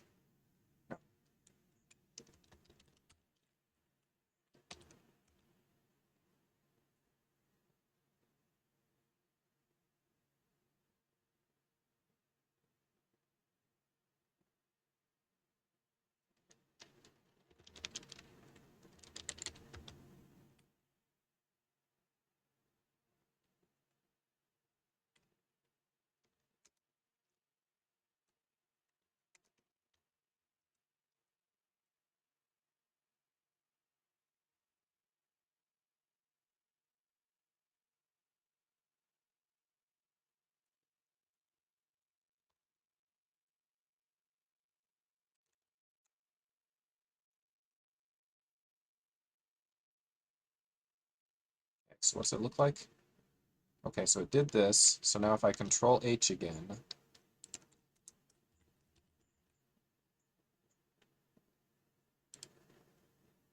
whoops,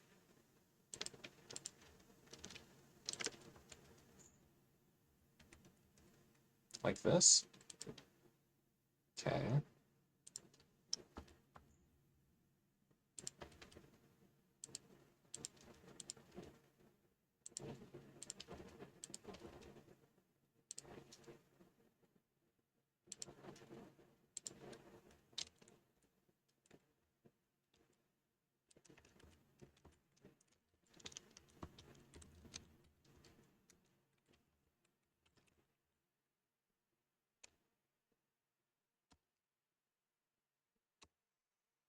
Okay, so now, yeah, so we do want to use darts, of course. And then I'm not sure how much progress I've even made this morning. It's a certain amount, but I'm not, really not sure how much. Okay, so we're going to say function tests, and it just gives back this.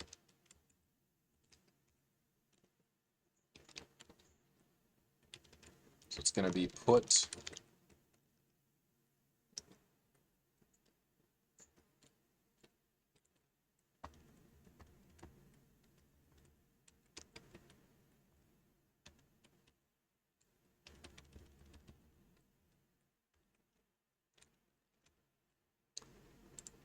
Okay, I believe that is how it's supposed to look.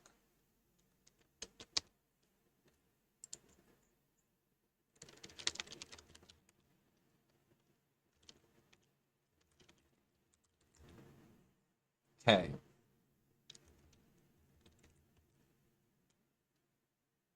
Going totally crazy right now. honestly. It's really nuts.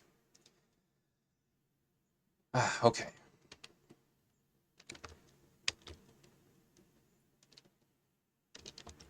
Okay, so here's what's in there. So I've got the test file. All right, now let's do the test helper file.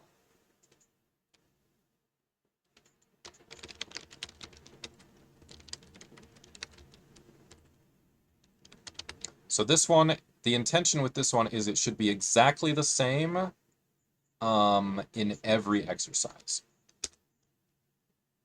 So we're gonna go,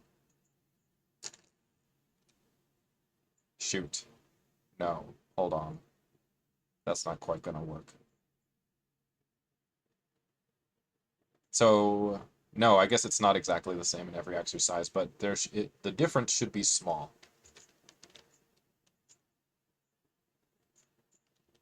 So I'm gonna go use this thing again.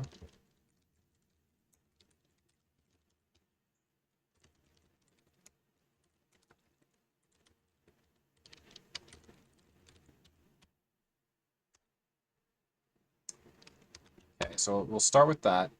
So if I go into Elvish and I say use /darts test,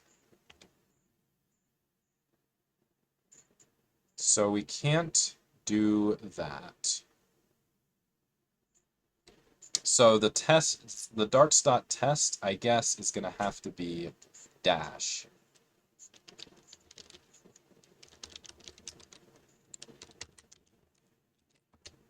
So here's all the test elf files. So let's go for, yeah. Okay, so that's the dumb one that overwrote all of them with nothing. So this time we're just gonna move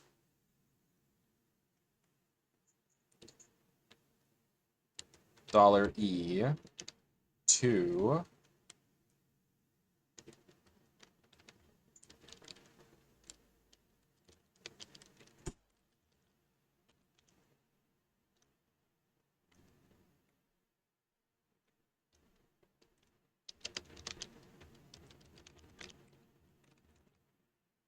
all right, so here we wanna cut off the .test.elf. So we want, I guess, everything up until the first literal dot.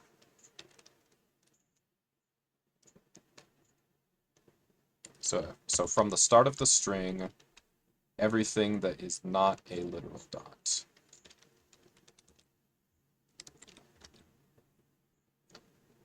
And then we're gonna put dash test.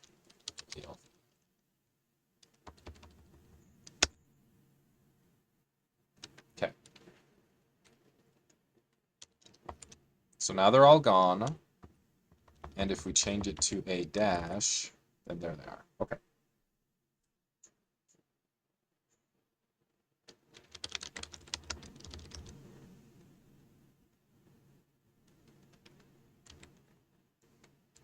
So now if I do Elvish and I do use darts test, there should, oh shoot, what the, oh, no darts. Oh, wait a minute. So it was probably fine, but whatever, I've changed it, and it probably was fine, though. Okay, so before we make the helper, we need to make the solution stub. I think I'm going to move over all the solution stubs from Lua as well.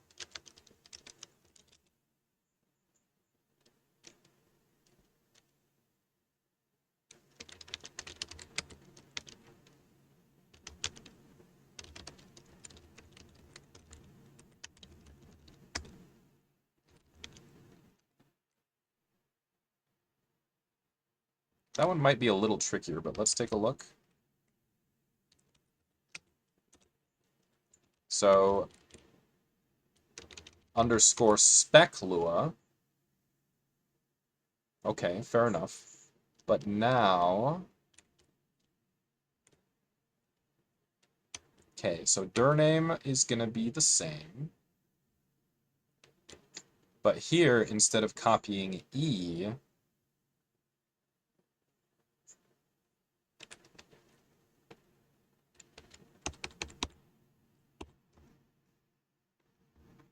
we're going to do something different. Oh, wait a minute. This should actually be fine.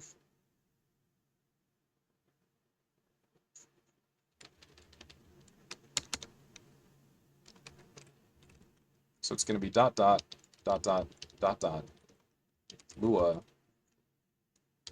exercises, practice, dir name,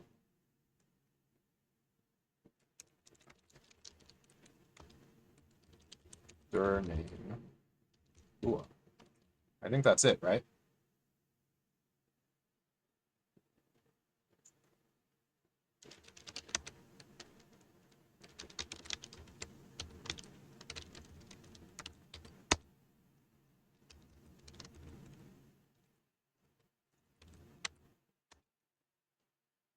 Okay, that should be okay.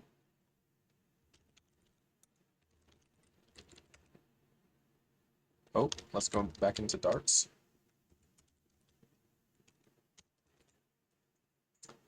Okay, so now let's redo the stub. So in the stub, it says local darts equals this, function darts score, return darts. Yeah, so that doesn't really make any sense. For, like, we don't want to do that. We just want to say fn score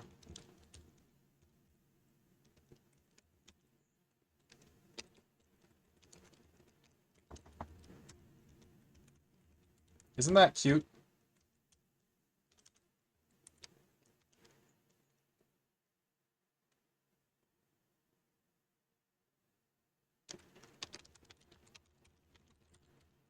Okay, so that's pretty much it, right?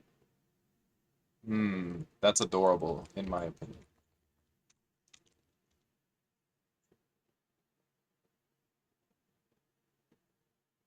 Cool.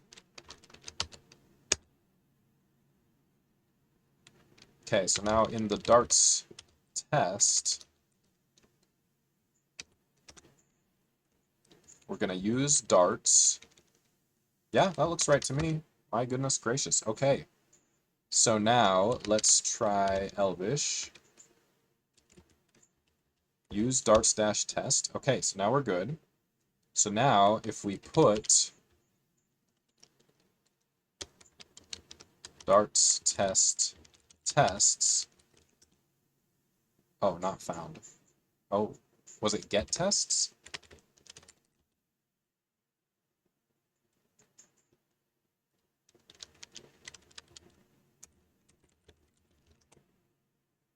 No, it is tests. Okay, so I said use darts test. Put, oh, wait a minute. We don't want $1 there. My bad. Okay.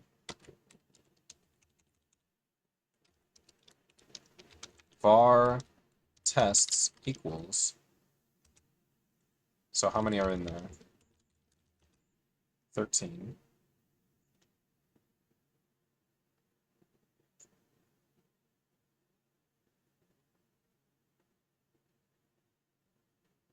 Yeah, this is looking okay. So now in the local test helper, we are going to use darts test, and then we're going to go elvish test run. This is getting close.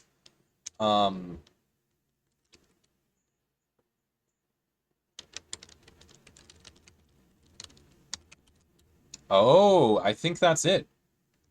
Okay. So now we'll go elvish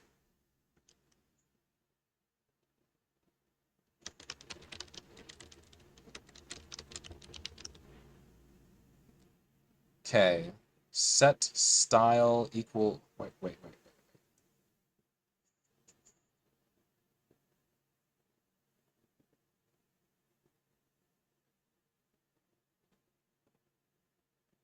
I guess I hadn't tried that out.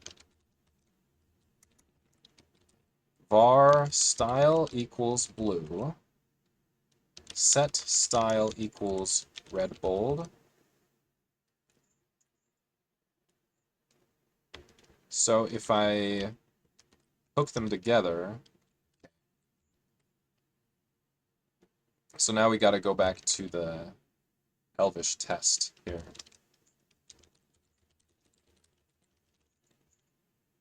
So if we want red bold, I guess we need to link them together.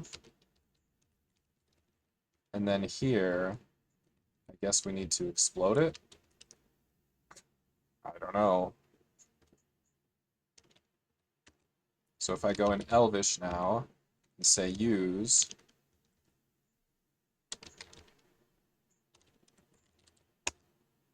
and now I go Elvish test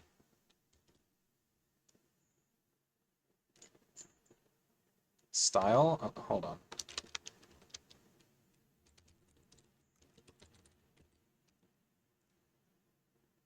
It was print status, right?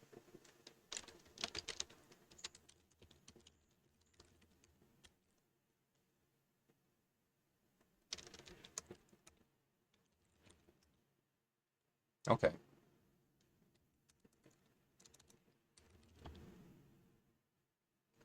G is not a valid style transformer.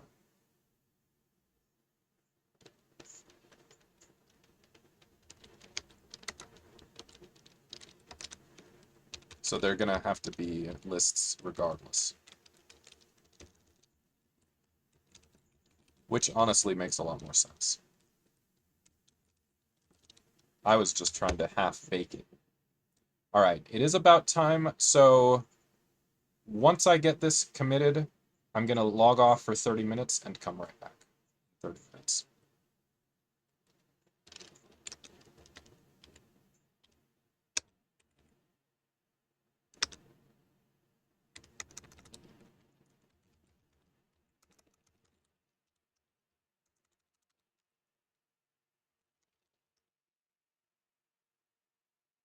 Yeah, okay, so that fixed it. So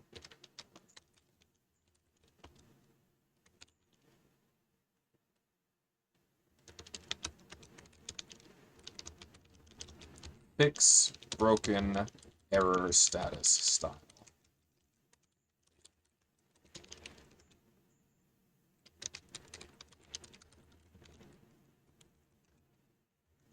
Uh-oh.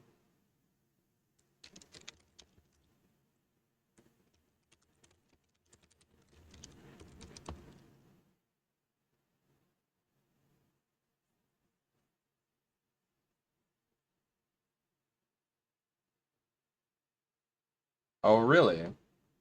I usually use merge.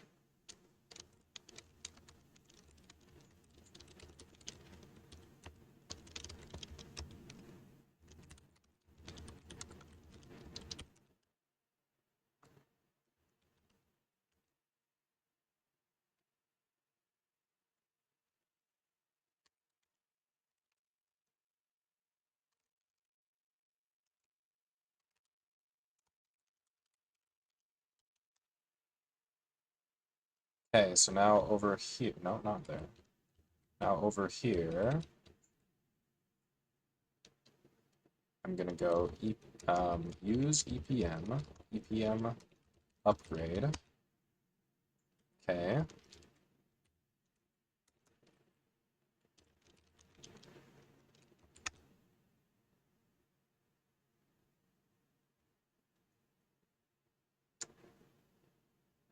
That looks correct to me. Okay. This is a